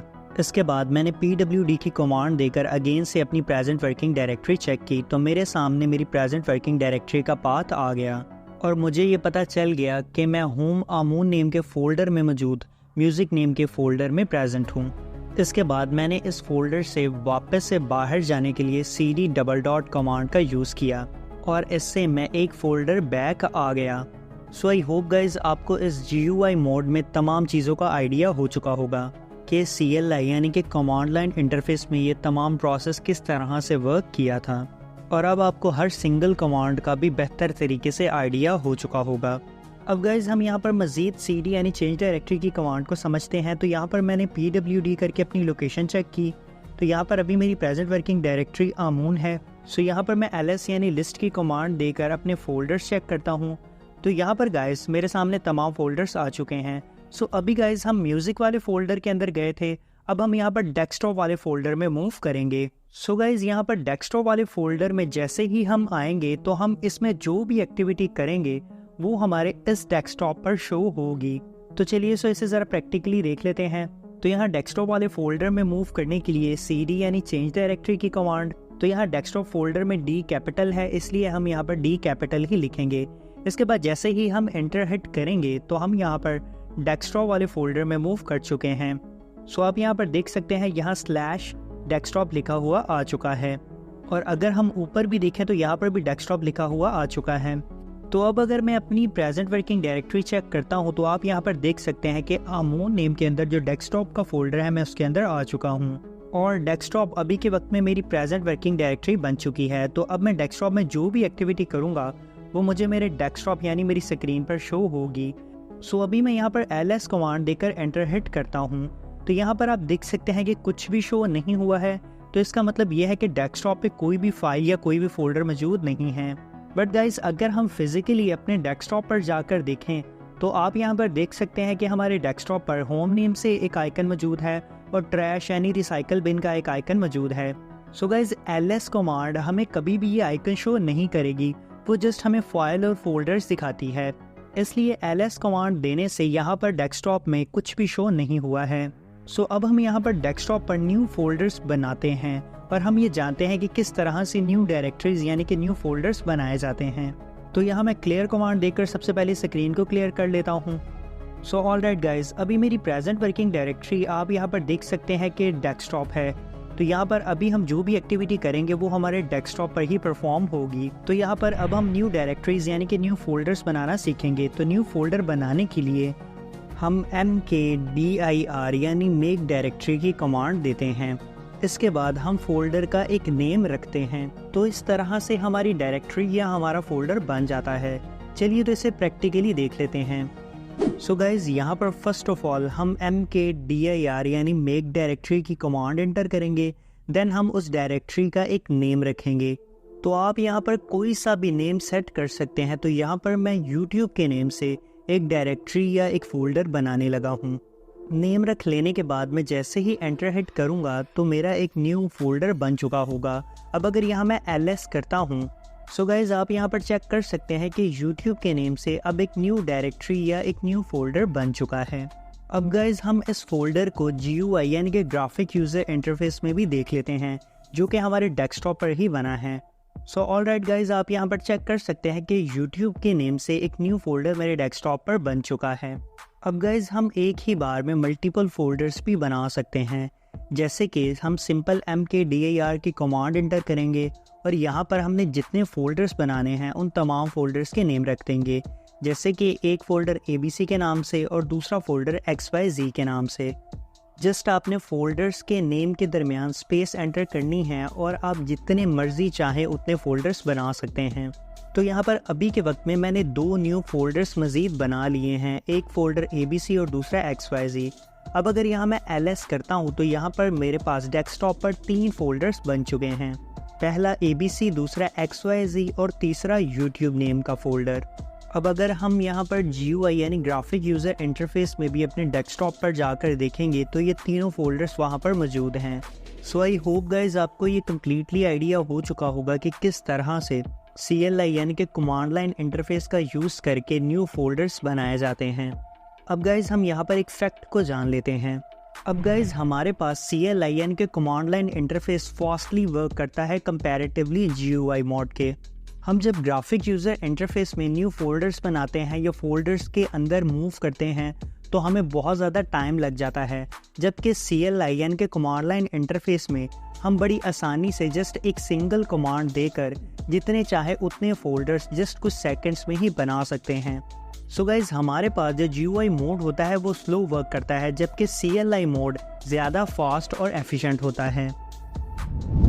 सो ऑलराइट गाइज अब हमें CLI यानी कमांड लाइन इंटरफेस में न्यू फोल्डर्स बनाने आ चुके हैं और यहाँ पर अभी हमने डेस्कटॉप पर 3 न्यू फोल्डर्स भी बनाए हैं। सो अब हम फोल्डर के अंदर फोल्डर बनाएंगे, यानी कि ये जो YouTube नेम से फोल्डर है मैं इसके अंदर एक न्यू फोल्डर बनाऊंगा। अगर मैं यहाँ पर आपको ग्राफिकली एक्सप्लेन करूँ तो यहाँ पर मैं ये जो YouTube नेम से फोल्डर है अगर इसे ओपन करता हूँ तो ये अभी खाली है, तो इसके अंदर मैं एक न्यू फोल्डर बनाने वाला हूँ। सो चलिए सो गाइज अपने टर्मिनल में चलते हैं और जानते हैं कि ये मैं किस तरह से करूँगा। सो ऑलराइट गाइज अब मुझे YouTube फोल्डर के अंदर एक न्यू फोल्डर बनाने के लिए सबसे पहले YouTube फोल्डर के अंदर जाना पड़ेगा। तो यहाँ पर मैं CD यानी चेंज डायरेक्टरी कमांड का यूज़ करूँगा और उस फोल्डर का नेम लिखूँगा जिसके अंदर मैंने मूव करना है। तो फोल्डर नेम यहाँ पर YouTube है। सो ऑलराइट गाइज अब यहाँ पर मैं YouTube फोल्डर के अंदर मूव कर चुका हूँ। तो यहाँ अगर मैं PWD यानी प्रेजेंट वर्किंग डायरेक्टरी की कमांड भी देता हूँ तो आप यहाँ पर चेक कर सकते हैं कि अभी के वक्त में मैं YouTube फोल्डर के अंदर आ चुका हूँ। तो अब यहाँ पर मैं YouTube फोल्डर के अंदर एक न्यू से फोल्डर बनाऊँगा। तो इसके लिए भी सिंपल हम mkdir यानी मेक डायरेक्टरी की कमांड देंगे और एक फ़ोल्डर का नेम सेलेक्ट कर लेंगे। तो यहाँ पर मैं फ़ोल्डर का नेम अमून रख रहा हूँ। सो गाइज़ अब मेरे YouTube फोल्डर में अमून नेम का एक न्यू फोल्डर बन चुका है। अगर मैं यहाँ पर अब ls कमांड देता हूँ तो आप यहाँ पर चेक कर सकते हैं कि YouTube फोल्डर में अमून नेम का एक न्यू फोल्डर बन चुका है। चलिए तो इसे फिजिकली GUI मोड में भी चेक कर लेते हैं। तो यहाँ पर अब अगर मैं YouTube का फोल्डर ओपन करता हूँ तो आप यहाँ पर चेक कर सकते हैं कि अमून नेम का एक न्यू फोल्डर यहाँ पर बन चुका है। आप यहाँ पर टॉप पर फाइल का पाथ भी चेक कर सकते हैं। सो गाइज इस तरह से हम CD और mkdir कमांड का यूज़ करते हुए फोल्डर्स के अंदर न्यू फोल्डर्स बना सकते हैं। सो अब मैं यहाँ पर क्लियर कमांड देकर स्क्रीन को क्लियर कर लेता हूँ। सो गाइज अब हम बनाए गए फोल्डर्स को डिलीट करने के प्रोसेस के बारे में जानेंगे कि किस तरह से कमांड लाइन इंटरफेस में डायरेक्टरीज या फोल्डर्स को डिलीट किया जाता है। तो यहाँ अभी के टाइम में मैं YouTube फोल्डर में मौजूद हूँ। तो यहाँ सबसे पहले मैं अपने डेस्कटॉप पर वापस आऊँगा। सिंपली मैं CD space double dot enter कर दूंगा तो मैं वापस से डेस्कटॉप पे आ जाऊंगा। यहाँ आप चेक कर सकते हैं पहले मैं YouTube फोल्डर में था, जबकि अब मैं वापस से डेस्कटॉप पे आ चुका हूँ। सो ऑलराइट अब मैं डेस्कटॉप पर ls कमांड दूंगा और ये चेक करूँगा कि मेरे डेस्कटॉप पर कितनी फाइल्स या फोल्डर मौजूद हैं। तो यहाँ पर अभी के वक्त में डेस्कटॉप पर मेरे पास 3 फोल्डर्स मौजूद हैं, तो इनमें से मैं एक फ़ोल्डर डिलीट करूँगा। तो गाइज़ यहाँ पर फोल्डर्स को डिलीट करने के लिए हम rmdir यानी रिमूव डायरेक्टरी की कमांड का यूज़ करते हैं। जस्ट सिंपल हम rmdir यानी कि रिमूव डायरेक्टरी की कमांड देते हैं और जिस भी डायरेक्टरी या फोल्डर को रिमूव करना है उसका नेम इस कमांड के आगे एंटर कर देते हैं। जैसे कि अभी मुझे ABC वाले फ़ोल्डर को डिलीट करना है तो मैं यहाँ पर ABC लिखकर एंटर कर दूँगा, तो यहाँ पर ये ABC वाला फ़ोल्डर डिलीट हो चुका है। अब अगर यहाँ पर मैं ls कमांड देता हूँ तो आप यहाँ पर चेक करेंगे कि ABC वाला फ़ोल्डर शो नहीं हो रहा है क्योंकि वो डिलीट हो चुका है, जबकि बाकी दोनों फ़ोल्डर्स यहाँ पर मौजूद हैं। सो इसी तरह से अब मैं अगेन से XYZ फ़ोल्डर को भी डिलीट करके दिखाता हूँ। तो यहाँ पर मैं अगेन से RMDIR की कमांड दूंगा और उस फोल्डर का नेम जिसे मैंने डिलीट करना है यानी कि XYZ। अब अगर यहाँ पर मैं ls कमांड देता हूँ तो आप यहाँ पर चेक करेंगे कि मेरे पास जस्ट एक ही फ़ोल्डर रह गया है, बाकी दोनों फ़ोल्डर्स यहाँ से डिलीट हो चुके हैं।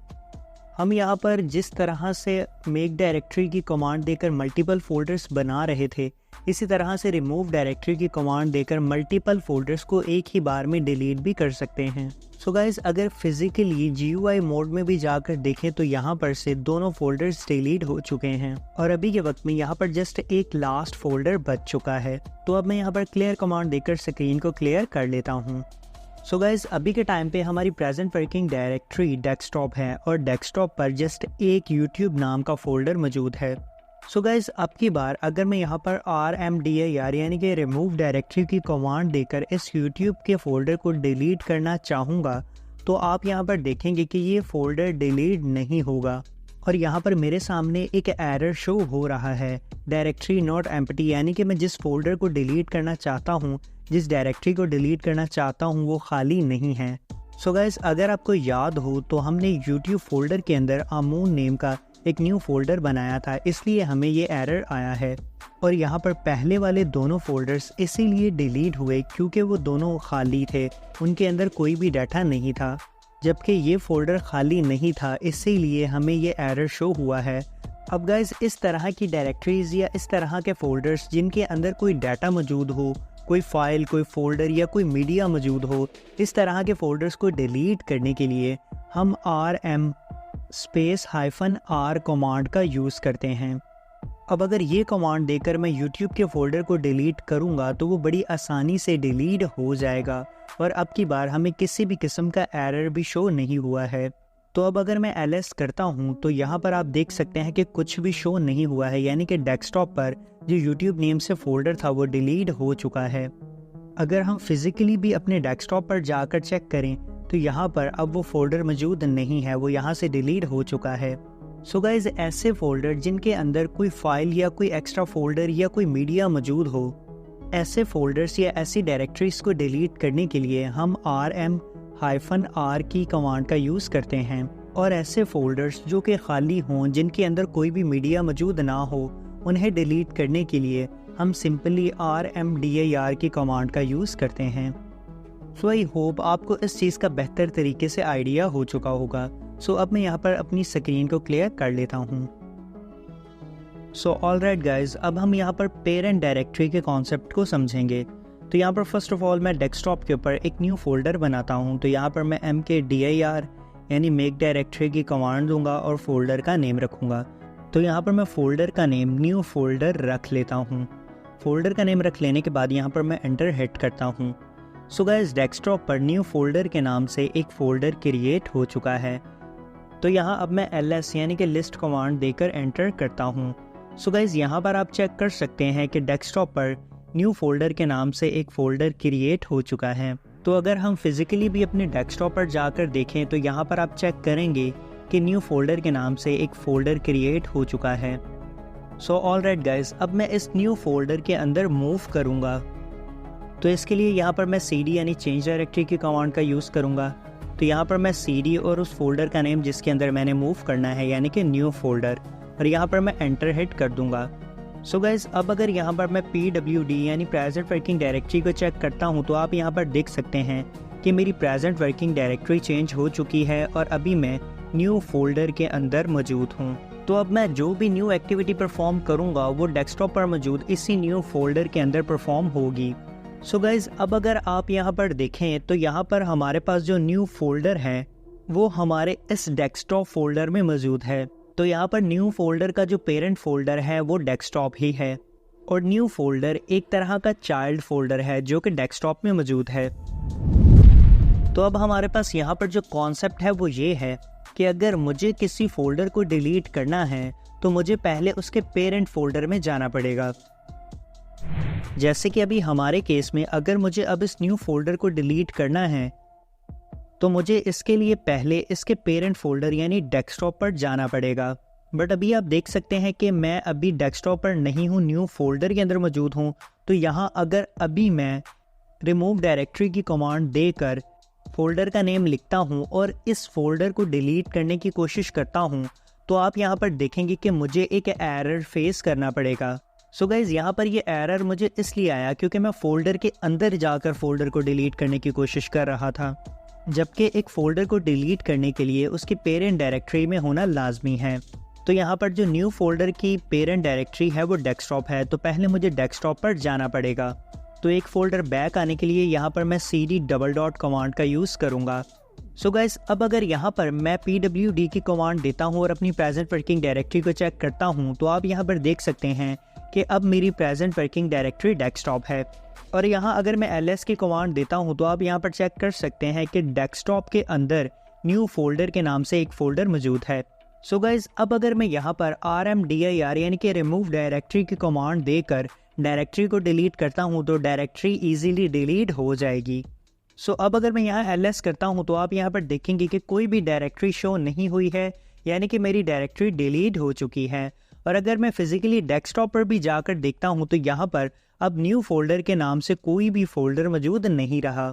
सो आई होप आप इस पेरेंट डायरेक्टरी के कॉन्सेप्ट को समझ चुके होंगे। सो अब मैं यहाँ पर क्लियर कमांड देकर स्क्रीन को क्लियर कर लेता हूँ। सो ऑलराइट गाइज अब हम यहाँ पर हिडन यानी कि सीक्रेट फोल्डर्स बनाना सीखेंगे और अपने इस हिडन फोल्डर में हम कोई सा भी सीक्रेट डाटा रख सकते हैं जिसके बारे में कि सिर्फ हमें ही पता होगा। सो हम ये बात जानते हैं कि ऐसे फोल्डर्स या ऐसे फाइल जिनका नेम डॉट से शुरू हो वो हिडन फोल्डर्स होते हैं। सो इसी कॉन्सेप्ट के साथ अभी हम हिडन फोल्डर्स क्रिएट करने वाले हैं। सो यहाँ पर सबसे पहले मैं pwd यानी कि अपनी प्रेजेंट वर्किंग डायरेक्टरी चेक कर लेता हूँ। तो मेरी प्रेजेंट वर्किंग डायरेक्टरी अभी के टाइम में डेस्कटॉप है, तो यहाँ पर मैं डेस्कटॉप में ही हिडन फोल्डर्स क्रिएट करने वाला हूँ। सो यहाँ पर हिडन फोल्डर बनाने के लिए हम मेक डायरेक्टरी की ही कमांड देंगे यानी कि mkdir। और यहाँ पर हिडन फोल्डर बनाने के लिए हम फोल्डर के स्टार्ट में डॉट लगाएंगे और इसके बाद हम फोल्डर का एक नेम सेट करेंगे। तो यहाँ पर मैंने फोल्डर का नेम folder1 रखा है। इसके बाद मैं जैसे ही एंटर हिट करूँगा तो मेरा ये हिडन सीक्रेट फोल्डर क्रिएट हो जाएगा। सो ऑलराइट गाइस अब मेरे इस डेस्कटॉप पर .folder1 के नाम से एक हिडन फोल्डर बन चुका है। अब गाइस अगर हम फिजिकली अपने डेस्कटॉप पर जाकर देखेंगे तो हमें यहाँ पर कुछ भी शो नहीं होगा क्योंकि ये फोल्डर प्रॉपरली हिडन है। और अगर अब मैं यहाँ पर ls कमांड भी देता हूँ देन भी ये फोल्डर शो नहीं होगा। तो इस फोल्डर को देखने के लिए हम ls के साथ -a यानी कि ऑल फ्लैग का यूज़ करेंगे। सो गाइज़ यहाँ पर आप देख सकते हैं कि फ़र्स्ट ऑफ़ ऑल मुझे यहाँ पर एक सिंगल डॉट और 2 डबल डॉट शो हुए हैं। इसके बाद यहाँ पर मुझे मेरे .folder1 के नेम से वो हिडन फोल्डर शो हो गया है। इसके अलावा यहाँ हमें डेस्कटॉप की एक और हिडन फाइल शो हो रही है, तो इसे आप लोग इग्नोर करें। सो गाइज़ यहाँ पर आप चेक कर सकते हैं कि हमारा जो हिडन फोल्डर था वो हमें ls-a की कमांड से शो हो गया है। सो आई होप आपको ये आइडिया हो चुका होगा कि किस तरह से हिडन फोल्डर्स क्रिएट करते हैं और किस तरह से लाइनक्स में हिडन फोल्डर्स को चेक करते हैं। अब अगर हमें इस फोल्डर को डिलीट करना है तो हम सिंपली रिमूव डायरेक्टरी यानी कि rmdir की कमांड एंटर करेंगे और आगे फोल्डर का नेम मेंशन कर देंगे।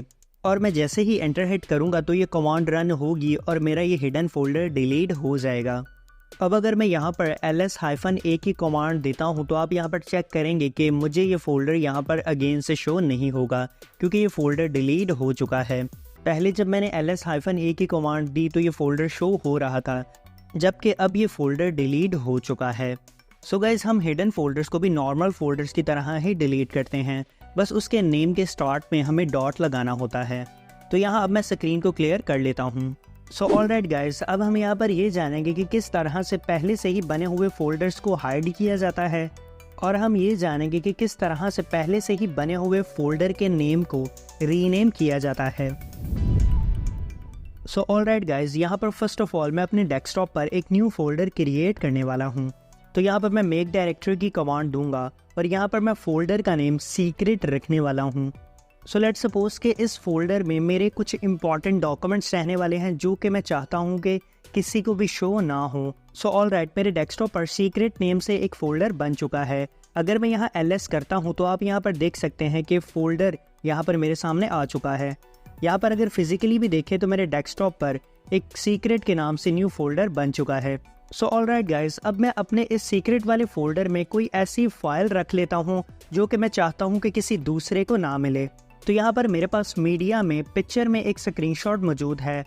तो लेट्स सपोज ये स्क्रीनशॉट मेरे लिए इंपॉर्टेंट है, तो यहाँ पर मैं इसी स्क्रीनशॉट को कॉपी कर लेता हूँ और इसी स्क्रीनशॉट को मैं अपने उस सीक्रेट वाले फोल्डर में ले जाकर पेस्ट कर देता हूँ। अब लेट्स सपोज मेरे पास ये स्क्रीनशॉट में मेरे तमाम पासवर्ड स्टोर हैं और मैं चाहता हूँ कि मेरा ये सीक्रेट फोल्डर किसी को भी पता ना चले। तो ऑफ कोर्स अब इसके लिए मैं इस फोल्डर को हाइड करूँगा। सो गाइज, अब हमारे पास इस सीक्रेट वाले फोल्डर में एक स्क्रीनशॉट आ चुका है। तो यहाँ पर मैं ls-R देकर ये चेक कर सकता हूँ कि मेरे पास इस सीक्रेट वाले फोल्डर में एक स्क्रीनशॉट मौजूद है। सो गाइज, अब अगर हमें अपने इस सीक्रेट वाले फोल्डर को हाइड करना है तो हमें इस फोल्डर के नेम को चेंज करके इसके स्टार्टिंग में डॉट लगाना होगा और फोल्डर के नेम के स्टार्ट में डॉट लगाने के बाद ये फोल्डर हाइड हो जाएगा। तो अब किसी भी फोल्डर के नेम को चेंज करने के लिए हम mv यानी मूव कमांड का यूज़ करते हैं। देन हम उस फोल्डर का नेम टाइप करते हैं जिसका हमने नेम चेंज करना है और लास्ट पे स्पेस देने के बाद हम एक न्यू नेम सेट कर देते हैं। सो गाइज, यहाँ पर मैं इस फोल्डर का जो न्यू नेम सेट कर रहा हूँ उसके स्टार्ट पे मैंने डॉट लगा दिया है ताकि मेरा ये फोल्डर हाइड हो जाए। सो ऑलराइट गाइज, अब मेरा ये फोल्डर का नेम चेंज हो चुका है और गाइज अब इस फोल्डर का नेम सीक्रेट से हटकर डॉट सीक्रेट हो चुका है। अब अगर मैं यहाँ पर ls कमांड देता हूँ तो यहाँ पर कोई भी फोल्डर शो नहीं हो रहा है क्योंकि हमारा फोल्डर हाइड हो चुका है। अगर हम डेस्कटॉप पर जाएं तो यहाँ पर भी आप चेक कर सकते हैं कि हमारा वो फोल्डर यहाँ शो नहीं हो रहा है। अब गाइज, हिडन फोल्डर्स को देखने के लिए हम ls के साथ -a फ्लैग का यूज़ करते हैं। सो जैसे ही मैं ये कमांड एंटर करूँगा तो मुझे मेरे डेस्कटॉप पर मौजूद मेरे हाइड फोल्डर शो हो जाएंगे। सो आप यहाँ पर चेक कर सकते हैं कि मेरे सामने डॉट सीक्रेट वाला फोल्डर आ चुका है जो कि प्रॉपरली हाइड हो चुका है। अब इसमें मेरे जो भी सीक्रेट डॉक्यूमेंट है उसे कोई भी चेक नहीं कर सकता है क्योंकि ये फोल्डर प्रॉपरली हाइड हो चुका है। अब अगर मुझे वापस से इस फोल्डर को अनहाइड करना है तो मुझे अगेन से इस फोल्डर के नेम को रीचेंज करना होगा और इसके स्टार्ट से डॉट हटाना होगा। देन ये फोल्डर अगेन से अनहाइड हो जाएगा। सो गाइज, यहाँ पर मैं अगेन से फोल्डर को अनहाइड करने के लिए mv यानी मूव की कमांड दूंगा और फिर मैं डॉट सीक्रेट लिखूंगा यानी कि उस फोल्डर का नेम जिसको अभी मैंने रीनेम करना है। इसके बाद अब मैं फोल्डर का एक न्यू नेम सेट करूंगा। तो यहाँ पर मैं अगेन से फोल्डर का नेम सीक्रेट ही रख लेता हूँ। सो गाइज, अब इस फोल्डर का नेम अगेन से चेंज हो जाएगा और इस फोल्डर के नेम के आगे से डॉट हट जाएगा यानी कि ये फोल्डर अनहाइड हो चुका है। सो गाइज, आप यहाँ पर इस प्रोसेस को कम्प्लीटली चेक कर सकते हैं कि मैंने डॉट सीक्रेट वाले फोल्डर का नेम वापस से सीक्रेट रख दिया है ताकि ये फोल्डर अनहाइड हो जाए। अब यहाँ पर मैंने ls किया तो आप यहाँ पर चेक कर सकते हैं कि वो सीक्रेट वाला फोल्डर मुझे अगेन से शो हो रहा है। और अगर हम फिजिकली भी चेक करें तो यहाँ पर हमारे डेस्कटॉप पर वो फोल्डर वापस से शो होना स्टार्ट हो चुका है। सो आई होप गाइज आपको फोल्डर के नेम चेंज करने का कम्प्लीटली आइडिया हो चुका होगा और ये भी पता चल चुका होगा कि किस तरह से फोल्डर्स को हाइड और अनहाइड किया जाता है। तो अब यहाँ पर मैं इस सीक्रेट वाले फोल्डर को डिलीट कर लेता हूँ। तो इसके लिए मैं rm-r की कमांड यूज़ करूँगा क्योंकि ये फोल्डर खाली नहीं है, इसके अंदर एक स्क्रीनशॉट मौजूद है। इसके बाद मैं इस फोल्डर को डिलीट कर लूँगा। सो ऑलराइट गाइस, अब मैं यहाँ पर स्क्रीन को क्लियर कर लेता हूँ। सो गाइस, अभी तक हमें ये आइडिया हो चुका है कि किस तरह से हिडन फोल्डर्स को क्रिएट किया जाता है और किस तरह से किसी भी नॉर्मल फोल्डर को हाइड करने के लिए हम किस तरह से उसका नेम चेंज करते हैं। और इसमें हमने नेम को चेंज करने के लिए mv यानी कि मूव कमांड का यूज़ किया। इसके बाद हमने ये जाना कि किस तरह से किसी भी हिडन फोल्डर को वापस से अनहाइड किया जाता है। सो आई होप आपको इन तमाम चीज़ों का प्रॉपरली आइडिया हो चुका होगा। सो गाइस, अब फोल्डर्स के बाद हम फाइल्स को क्रिएट करना सीखेंगे कि अपने टर्मिनल में किस तरह से न्यू फाइल्स क्रिएट की जाती हैं। सो ऑलराइट गाइज, यहाँ पर फर्स्ट ऑफ ऑल मैं अपनी प्रेजेंट वर्किंग डायरेक्टरी चेक कर लेता हूँ। तो यहाँ पर मेरी प्रेजेंट वर्किंग डायरेक्टरी डेस्कटॉप है। सो गाइज, अब फाइल को क्रिएट करने के लिए हम टच कमांड का यूज़ करते हैं। इसके बाद हम स्पेस देते हैं और देन हमने जो फाइल का नेम सेट करना होता है वो लिखते हैं। तो गाइज, यहाँ पर मैं टेक्स्ट फाइल क्रिएट करने वाला हूँ। तो यहाँ पर मैं doc.txt के नाम से एक फ़ाइल क्रिएट करूँगा। सो ऑलराइट गाइस, अब मेरे डेस्कटॉप पर doc.txt के नाम से एक न्यू टेक्स्ट फाइल क्रिएट हो चुकी है। तो यहाँ अगर अब मैं ls कमांड देता हूँ तो आप यहाँ पर चेक कर सकते हैं कि मेरे डेस्कटॉप पर docs.txt के नाम से एक न्यू टेक्स्ट फाइल बन चुकी है। हम यहाँ पर फिजिकली भी अपने डेस्कटॉप पर जाकर चेक कर सकते हैं कि हमारे डेस्कटॉप पर docs.txt के नाम से एक न्यू फाइल बन चुकी है। अब गाइज, हम इस टच कमांड का यूज़ करते हुए डिफरेंट किस्म की फाइल्स बना सकते थे, जैसे कि अभी हमने टेक्स्ट फाइल क्रिएट की है। इसी तरह से अगर हमें HTML की फ़ाइल चाहिए होती तो हम .html के नाम से भी फ़ाइल क्रिएट कर सकते थे। इसी तरह से अगर हमें पाइथन की फ़ाइल बनानी होती तो हम .py के नाम से भी एक फ़ाइल बना सकते थे। तो यहाँ पर जस्ट अभी हमने एक सिंपल टेक्स्ट फाइल क्रिएट की है। अब गाइज, हम अपनी इस क्रिएट की गई टेक्स्ट फाइल में कोई सा भी टेक्स्ट सेव कर सकते हैं, और अगर हमें अपनी टेक्स्ट फाइल में मौजूद टेक्स्ट को रीड करना है तो हम कैट कमांड का यूज़ करते हैं। चलिए तो इस कैट कमांड को देख लेते हैं। सो ऑलराइट, यहाँ पर अभी के टाइम पे मेरी जो डॉक्यूमेंट की टेक्स्ट फाइल है वो भी खाली है, उसके अंदर कुछ भी नहीं लिखा है। बट लेट सपोज अगर उसके अंदर कुछ लिखा होता और मुझे वो टेक्स्ट रीड करना होता तो यहाँ पर मैं कैट और देन उस फाइल का नेम जिस फाइल के टेक्स्ट को मैंने रीड करना है जो कि है doc.txt। तो यहाँ पर जैसे ही मैं एंटर हिट करता हूँ तो आप यहाँ पर देखेंगे कि कुछ भी शो नहीं हुआ है क्योंकि ये टेक्स्ट फाइल अभी खाली है। अगर इसके अंदर कोई टेक्स्ट होता तो यहाँ पर मुझे शो हो जाना था। सो चलिए इसे ज़रा GUIN के ग्राफिक यूज़र इंटरफेस में भी देख लेते हैं। सो मैं अपने डेस्कटॉप की स्क्रीन पर चलता हूँ और इस फाइल को यहाँ पर हम GUI मोड में ओपन कर लेते हैं। यहाँ पर मैं फाइल पर डबल क्लिक करता हूँ तो आप यहाँ पर देखेंगे टेक्स्ट एडिटर में ये फाइल मेरे सामने ओपन हो चुकी है। सो गाइज, ये फाइल प्रॉपर्ली खाली थी, इसके अंदर कुछ भी नहीं लिखा था।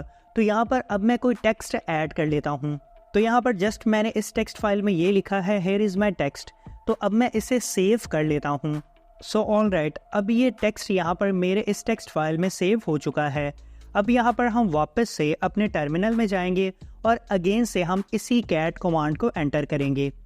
सो गाइस, अब की बार आप यहाँ पर देखेंगे कि जब मैं ये कमांड लिख कर एंटर हिट करता हूँ तो इस फाइल के अंदर जो भी टेक्स्ट था वो यहाँ पर मेरी स्क्रीन पर मुझे शो हो चुका है।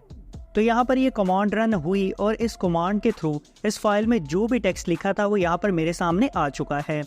जब पहले हमने टेक्स्ट फाइल को चेक किया था तो उसके अंदर कोई भी डाटा नहीं था, इसलिए कुछ भी शो नहीं हुआ था, जबकि अब यहाँ पर फाइल में टेक्स्ट आ चुका है। सो अब मैं यहाँ पर क्लियर कमांड देकर अपनी स्क्रीन को क्लियर कर लेता हूँ। सो ऑलराइट गाइस, अभी अगर आपने नोट किया तो मैंने GUI के ग्राफिक यूज़र इंटरफेस में अपनी फ़ाइल को टेक्स्ट एडिटर में ओपन किया था और उसमें कोई न्यू टेक्स्ट ऐड किया था और देन मैंने उस फाइल के टेक्स्ट को सेव कर लिया था। बट गाइज़, ये काम तो हमने GUI मोड में किया था। अगर हमें सेम काम CLIN के कमांड लाइन इंटरफेस में कमांड्स देकर करना पड़े तो ये हम किस तरह से करेंगे। सो गाइज़, इस काम को अपने टर्मिनल में करने के लिए हमें फ़र्स्ट ऑफ ऑल अपने टर्मिनल में एक टेक्स्ट एडिटर का पैकेज इंस्टॉल करना पड़ेगा। जब हमारे टर्मिनल में टेक्स्ट एडिटर इंस्टॉल हो जाएगा देन हम अपने टर्मिनल के थ्रू ही अपनी टेक्स्ट फाइल को एडिट कर पाएंगे। अब गाइज़, हमारे पास लाइनक्स में यूज़ करने के लिए बहुत से टेक्स्ट एडिटर्स मौजूद हैं, बट अभी हम इन तमाम टेक्स्ट एडिटर में से सिर्फ एक टेक्स्ट एडिटर नैनो को इंस्टॉल करेंगे और इसी नैनो टेक्स्ट एडिटर का यूज़ करते हुए हम लाइनक्स में अपनी टेक्स्ट फाइल्स को एडिट करना सीखेंगे। अब इस टेक्स्ट एडिटर को इंस्टॉल करने के लिए हम sudo apt install nano command का यूज़ करेंगे। सो चलिए गाइज़, इसे प्रैक्टिकली देख लेते हैं। सो ऑलराइट गाइज़, यहाँ पर फर्स्ट ऑफ ऑल मैं ls कमांड देता हूँ। तो यहाँ पर आप चेक कर सकते हैं कि मेरे डेस्कटॉप में doc के नाम से एक टेक्स्ट फाइल मौजूद है। तो अब क्योंकि मुझे इस टेक्स्ट फाइल को एडिट करना है और इसमें न्यू टेक्स्ट ऐड करना है तो इसके लिए फ़र्स्ट ऑफ ऑल मुझे अपने टर्मिनल में एक टेक्स्ट एडिटर इंस्टॉल करना है। तो यहाँ पर मैं नैनो को इंस्टॉल करने वाला हूँ। तो यहाँ पर नैनो को इंस्टॉल करने के लिए मैं sudo apt install नैनो की कमांड दूंगा। सो गाइज कमांड देते टाइम इस बात का ख़ास ख्याल रखें कि आप स्पेलिंग की मिस्टेक बिल्कुल भी ना करें। सो ऑलराइट गाइज, ये कमांड हमारे टर्मिनल में नैनो टेक्स्ट एडिटर को इंस्टॉल करवा देगी। तो अभी मैं यहाँ पर एंटर हिट करता हूँ। सो गाइज यहाँ पर आपके पास इंटरनेट कनेक्शन होना लाजमी है। सो फाइनली गाइज मेरे टर्मिनल में नैनो टेक्स्ट एडिटर इंस्टॉल हो चुका है। अब मैं किसी भी टेक्स्ट फाइल को बड़ी आसानी से एडिट कर सकता हूँ। सो गाइज ये एक छोटा सा पैकेज था जो कि चंद ही सेकंड्स में मेरे टर्मिनल में इंस्टॉल हो चुका है। सो ऑलराइट, अब मैं यहाँ अपनी स्क्रीन को क्लियर कमांड देकर क्लियर कर लेता हूँ। सो गाइज अब हम अपनी टेक्स्ट फाइल को एडिट करेंगे और उसमें न्यू टेक्स्ट ऐड करेंगे। अब गाइज इस डॉक टेक्स्ट फाइल को एडिट करने के लिए हम नैनो देन उस टेक्स्ट फाइल का नेम जिसे हमने एडिट करना है जो कि है doc.txt। सिंपल ये कमांड नैनो टेक्स्ट एडिटर में इस फाइल को ओपन कर देगी। सो गाइज आप यहाँ पर चेक कर सकते हैं कि नैनो टेक्स्ट एडिटर का इंटरफेस दिखने में कुछ ऐसा होगा। तो यहाँ पर इस फाइल में जो पहले टेक्स्ट लिखा है वो भी शो हो रहा है। तो इसे अभी मैं रिमूव कर लेता हूँ और यहाँ अब मैं कोई न्यू टेक्स्ट ऐड करूँगा। सो गाइज यहाँ पर मैं लिख रहा हूँ वेलकम टू माई डॉक्स। तो अपना टेक्स्ट लिख लेने के बाद अब हमने इस फाइल को सेव करना है। सिंपल GUI इंटरफेस में तो हम Ctrl+S करके फ़ाइल को सेव कर लेते थे, बट इसमें फ़ाइल को सेव करने के लिए हमें Ctrl+X की को प्रेस करना होगा। जैसे ही आप Ctrl+X की को प्रेस करेंगे तो आपसे इस मॉडिफिकेशन को सेव करने का पूछा जाएगा। तो यहाँ हम यस यानी कि Y लिखकर एंटर हिट करेंगे। तो इसके बाद नेक्स्ट हमसे ये पूछा जाएगा कि क्या हम फाइल का नेम एडिट करना चाहते हैं। तो यहाँ पर हम फाइल का नेम docs.txt ही रहने देंगे और एंटर प्रेस कर देंगे। सो इसके बाद गाइस हमारी जो टेक्स्ट फाइल है वो एडिट होके सेव हो चुकी है। सो अब अगर मैं यहाँ पर कैट कमांड देता हूँ और अपनी इस टेक्स्ट फाइल के टेक्स्ट को अगेन से रीड करता हूँ, सो आप यहाँ पर चेक कर सकते हैं कि मुझे मेरा न्यू टेक्स्ट ही शो हुआ है जो कि मैंने अभी फाइल में एडिट किया है। और यहाँ पर वेलकम टू माई डॉक्स लिखा हुआ आ चुका है और मेरा पुराना टेक्स्ट रिमूव हो चुका है। सो गाइज यहाँ पर अभी हमने नैनो टेक्स्ट एडिटर में जो भी टेक्स्ट लिखा है वो यहाँ पर मेरी स्क्रीन के ऊपर वैसे ही आ गया है। इसके अलावा गाइज अगर मैं फिजिकली भी अपने डेस्कटॉप स्क्रीन पर जाकर GUI मोड में भी इस फाइल को अगेन से ओपन करता हूँ तो आप यहाँ पर चेक कर सकते हैं कि अभी हमने जो फाइल को एडिट करके सेकंड टेक्स्ट लिखा है वही टेक्स्ट यहाँ पर शो हो रहा है। सो हमारी ये फाइल कम्प्लीटली एडिट हो चुकी है। सो आई होप गाइज आपको ये कम्प्लीटली आइडिया हो चुका होगा कि किस तरह से अपने टर्मिनल में रहते हुए नैनो टेक्स्ट एडिटर को इंस्टॉल किया जाता है और किस तरह से नैनो टेक्स्ट एडिटर में फाइल्स को एडिट किया जाता है। सो ऑलराइट, अब मैं यहाँ पर अपनी स्क्रीन को क्लियर कर लेता हूँ। सो गाइज अब हमें ये आइडिया हो चुका है कि किस तरह से टच कमांड का यूज़ करके फाइल्स को क्रिएट किया जाता है और हमें ये भी पता चल चुका है कि किस तरह से कैट कमांड का यूज़ करते हुए किसी भी टेक्स्ट फाइल के अंदर मौजूद टेक्स्ट को देखा जाता है। इसके अलावा गाइज हम ये भी जान चुके हैं कि किस तरह से नैनो टेक्स्ट एडिटर का यूज़ करते हुए टेक्स्ट फाइल्स को एडिट किया जाता है। सो ऑलराइट गाइज अब हम यहाँ पर सीक्रेट यानी कि हिडन फाइल्स बनाना सीखेंगे। सो हिडन फाइल्स बनाने के लिए हम सेम लाइक फोल्डर की तरह ही फाइल के नेम के स्टार्ट में डॉट लगा देंगे। चलिए तो इसे प्रैक्टिकली देख लेते हैं। तो यहाँ पर सबसे पहले मैं pwd की कमांड देकर अपनी प्रेजेंट वर्किंग डायरेक्टरी चेक कर लेता हूँ। तो यहाँ पर अभी के टाइम पे मैं डेस्कटॉप पर मौजूद हूँ। तो यहाँ पर अब मैं ls की कमांड इंटर करता हूँ। सो यहाँ पर मेरे डेस्कटॉप पर docs.txt के नाम से एक फ़ाइल मौजूद है। सो ऑलराइट गाइज अभी हम इसी टेक्स्ट फाइल को हाइड करेंगे। अगर मैं फिजिकली भी अपने डेस्कटॉप पर जाता हूँ तो यहाँ पर भी आप चेक कर सकते हैं कि docs.txt के नाम से एक टेक्स्ट फाइल यहाँ पर मौजूद है। और अगर यहाँ पर मैं इस फाइल को डबल क्लिक करके ओपन करता हूँ तो आप यहाँ पर चेक कर सकते हैं कि इस फाइल में एक टेक्स्ट भी मौजूद है। सो लेट्स सपोज गाइज मेरी ये जो फाइल है इसमें मेरे कुछ सीक्रेट पासवर्ड स्टोर हैं, इसी वजह से मैं अपनी इस फाइल को हाइड करना चाहता हूँ। तो इसके लिए यहाँ पर अब हम सिंपल इस फाइल का नेम चेंज करेंगे और इसके नेम के स्टार्ट में डॉट लगा देंगे ताकि ये फाइल हाइड हो जाए। अब फाइल का नेम चेंज करने के लिए हम mv कमांड का यूज़ करेंगे। तो यहाँ पर मैं mv लिखूंगा, इसके बाद वो फाइल का नेम जिसका मैंने नेम चेंज करना है जो कि है docs.txt। इसके बाद हम स्पेस एंटर करेंगे और देन न्यू फाइल का नेम जो कि डॉट से स्टार्ट होगा। तो यहाँ पर मैंने न्यू फाइल का नेम .docsecret.txt रख लिया है। तो गाइज अब इस फाइल का नेम चेंज हो चुका है और इसके स्टार्ट में डॉट लग चुका है, तो अब ये फाइल हाइड हो जाएगी। तो यहाँ पर अब अगर मैं ls कमांड एंटर करता हूँ तो हमें डेस्कटॉप पर कोई भी फाइल शो नहीं हो रही है क्योंकि हमारी फाइल हाइड हो चुकी है। अगर हम फिजिकली भी डेस्कटॉप पर जाकर चेक करें तो यहाँ पर भी आप चेक कर सकते हैं कि हमें कोई भी फाइल शो नहीं हो रही है। तो यहाँ पर अब हिडन फाइल्स और फोल्डर्स को देखने के लिए मैं ls -a यानी कि ऑल फ्लैग का यूज़ करूँगा। सो इस कमांड को एंटर करने के बाद हमें हमारी सीक्रेट टेक्स्ट फाइल यहाँ पर शो हो चुकी है जिसके स्टार्ट में डॉट लगा हुआ है। और इसी हिडन सीक्रेट फाइल में मेरा जो टेक्स्ट है, जिसमें कि मेरे पासवर्ड भी हो सकते हैं, मेरे यूज़र नेम हो सकते हैं, या कोई सी भी इम्पॉर्टेंट इंफॉर्मेशन हो सकती है, वो यहाँ पर स्टोर है जिसे कि मैंने हाइड करके सीक्रेटली रखा हुआ है। सो इसी तरह से अब अगर मुझे इस फाइल को वापस से अनहाइड करना है तो मैं अगेन से इस फाइल का नेम चेंज कर दूंगा और इसके स्टार्ट से डॉट हटा दूंगा। तो इसके लिए हम अगेन से mv यानी कि मूव कमांड का यूज़ करेंगे। देन हम यहाँ पर उस फाइल का नेम लिखेंगे जिसका नेम हमने चेंज करना है। तो फाइल का नेम है .docsecret.txt। देन हम स्पेस देंगे और फिर से फाइल का एक न्यू नेम रख लेंगे और फाइल के नेम के स्टार्टिंग से डॉट हटा लेंगे। इस तरह से हमारी ये जो फाइल है ये वापस से अनहाइड हो जाएगी। तो यहाँ पर सिंपल मैंने फाइल का नेम doc.txt रख दिया है।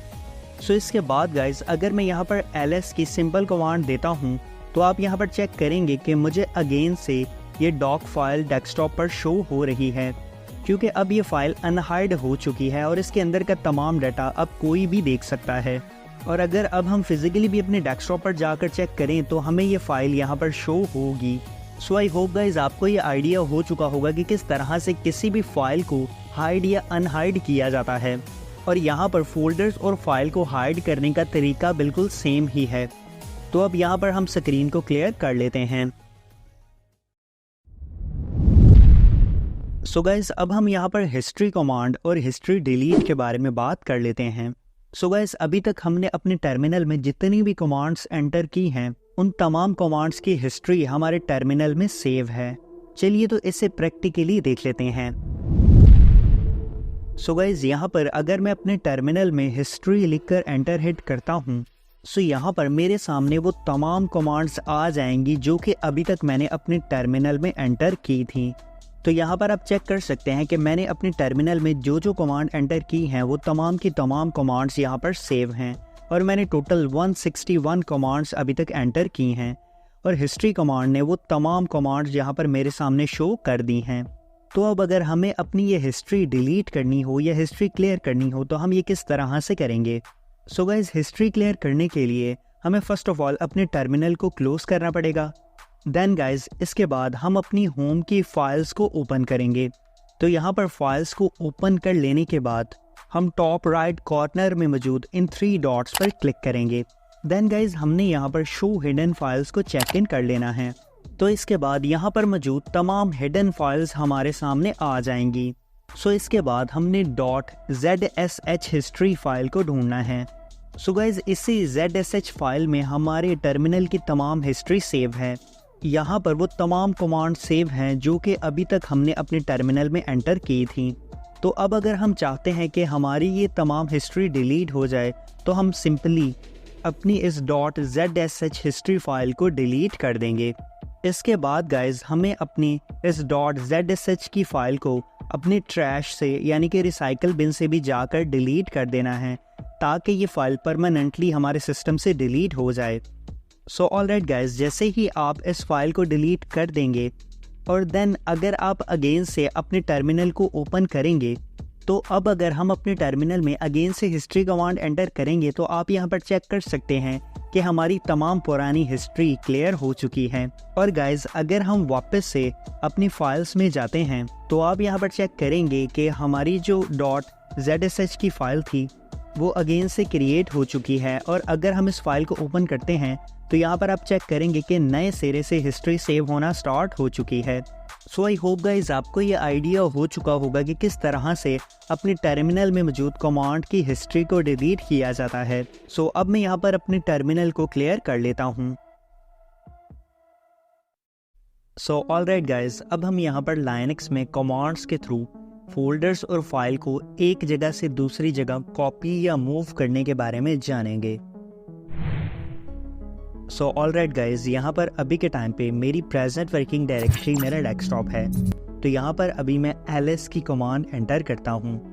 तो यहाँ पर मेरे डेस्कटॉप पर docs.txt के नाम से एक टेक्स्ट फाइल मौजूद है। तो अब मैं अपने डेस्कटॉप पर ही एक न्यू फोल्डर भी बना लेता हूँ। तो इसके लिए मैं mkdir यानी मेक डायरेक्टरी की कमांड का यूज़ करूँगा और यहाँ पर मैं फोल्डर का नाम abc रख लेता हूँ। सो अब अगर मैं यहाँ पर ls कमांड एंटर करता हूँ, सो गाइस अब यहाँ पर मेरे डेस्कटॉप पर abc के नाम से एक फ़ोल्डर मौजूद है और इसके अलावा डॉक्स के नाम से एक फ़ाइल मौजूद है। और गाइस यहाँ पर अभी के टाइम पे ये फ़ोल्डर खाली है। अगर मैं यहाँ पर ls-R की कमांड एंटर करता हूँ तो आप यहाँ पर देख सकते हैं कि इस फोल्डर के अंदर कोई भी कंटेंट शो नहीं हुआ है और ये फोल्डर कम्प्लीटली खाली है। सो गाइस अभी हम सिंपली अपनी इस डॉक टेक्स्ट फाइल को अपने इस abc के फोल्डर के अंदर कॉपी करेंगे। सो इसके अलावा गाइस अगर हम अपने डेस्कटॉप पर फिजिकली भी जाकर GUI यानी कि ग्राफिक यूज़र इंटरफेस में भी चेक करें तो यहाँ पर आप चेक कर सकते हैं कि abc के नाम से एक फ़ोल्डर मौजूद है जो कि खाली है। इसके अंदर अभी कोई भी कंटेंट मौजूद नहीं है।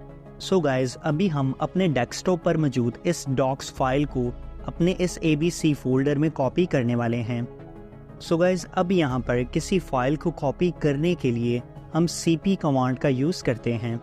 इसके बाद हम वो पाथ मेंशन करते हैं जहाँ पर हमारी फ़ाइल प्रेजेंट हो। तो यहाँ पर गाइस हमारी जो फाइल है वो भी डेस्कटॉप पर प्रेजेंट है। तो यहाँ पर अभी मैं डेस्कटॉप का पाथ मेंशन करूँगा। तो डेस्कटॉप का पाथ मेंशन करने के लिए मैं यहाँ पर टिल्डा/ और देन डेस्कटॉप लिख दूँगा, जिस तरह के सेम हमें ऊपर शो हो रहा है। इसके बाद देन यहाँ पर मैं स्लैश लगाऊंगा और डेस्कटॉप पर जो फाइल हमने कॉपी करनी है उसका नाम यहाँ पर लिखूंगा। सो गाइज़ यहाँ पर हम एक तरह से कह सकते हैं कि हमारी फ़ाइल कॉपी हो चुकी है। सो अब हमने जिस जगह वो फाइल पेस्ट करवानी है वो पाथ यहाँ पर मेंशन करना है।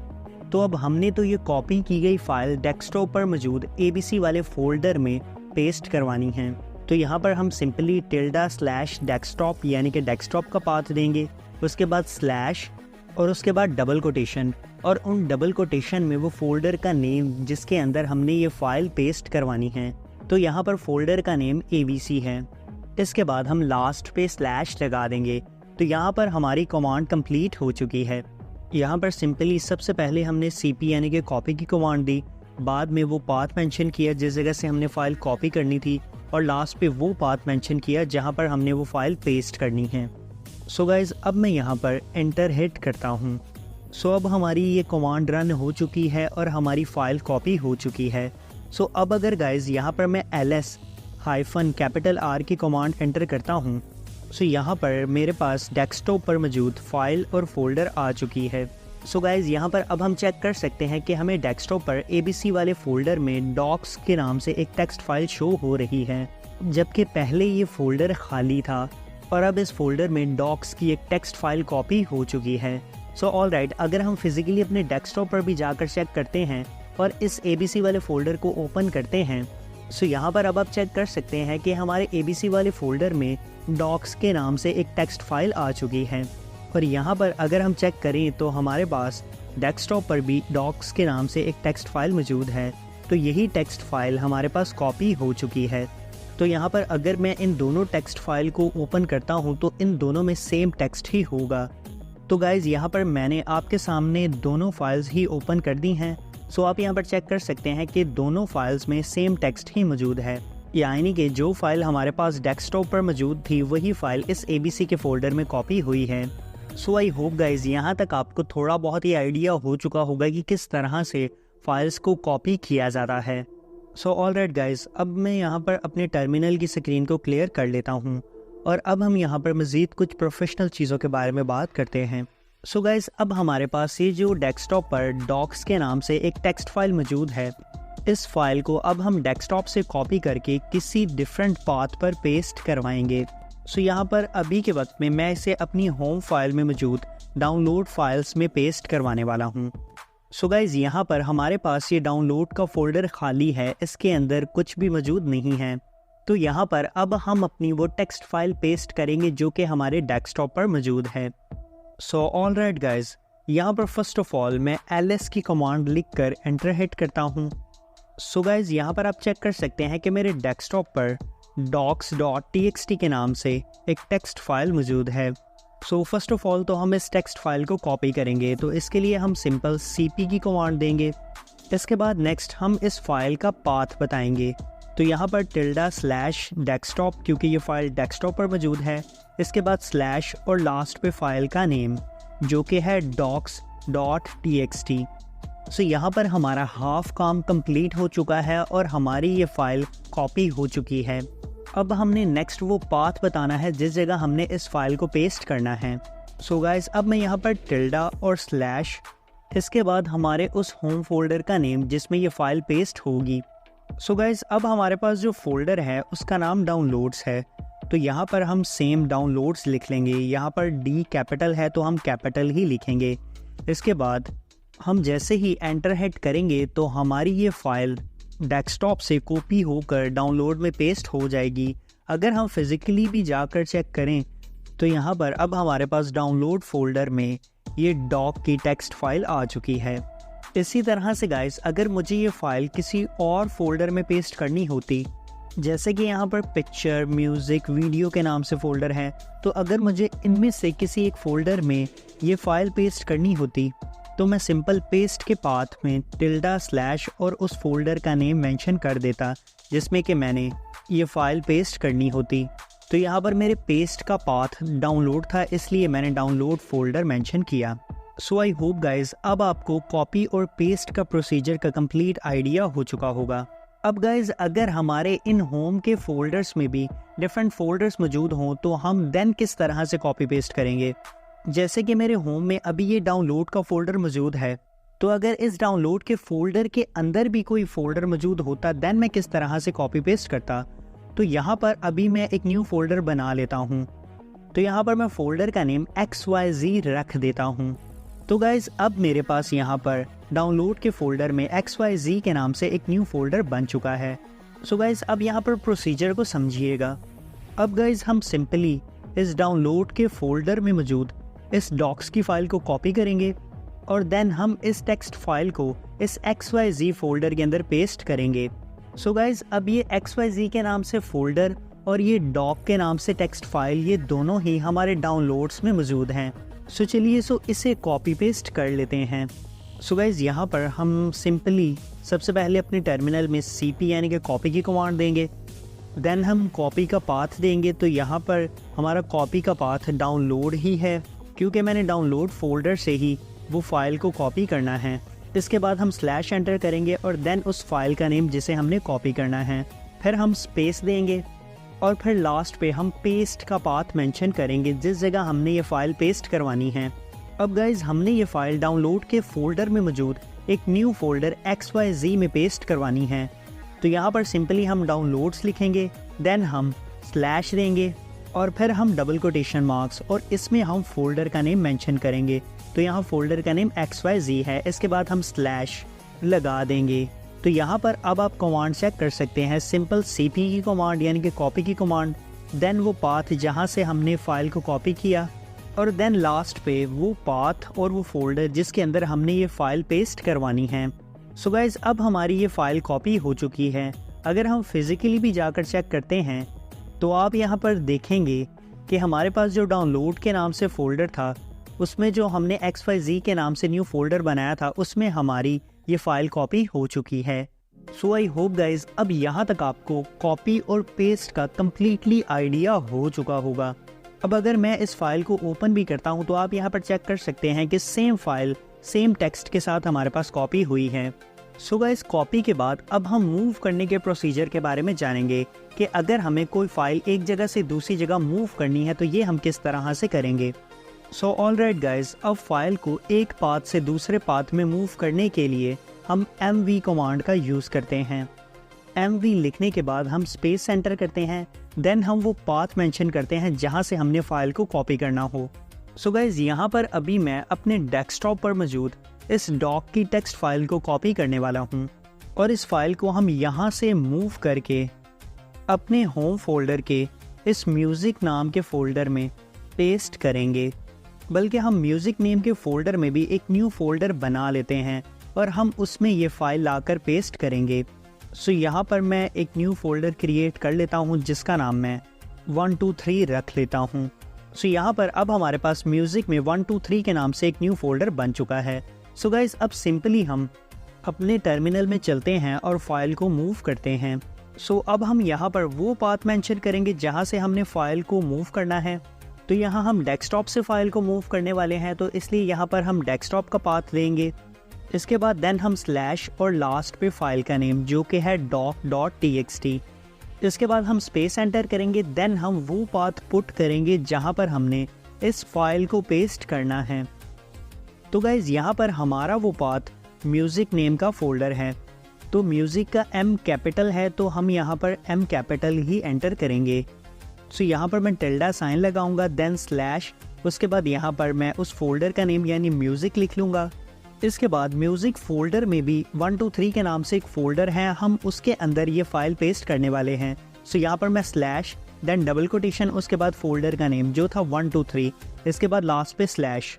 सो अब मैं यहाँ पर एंटर हिट करूँगा।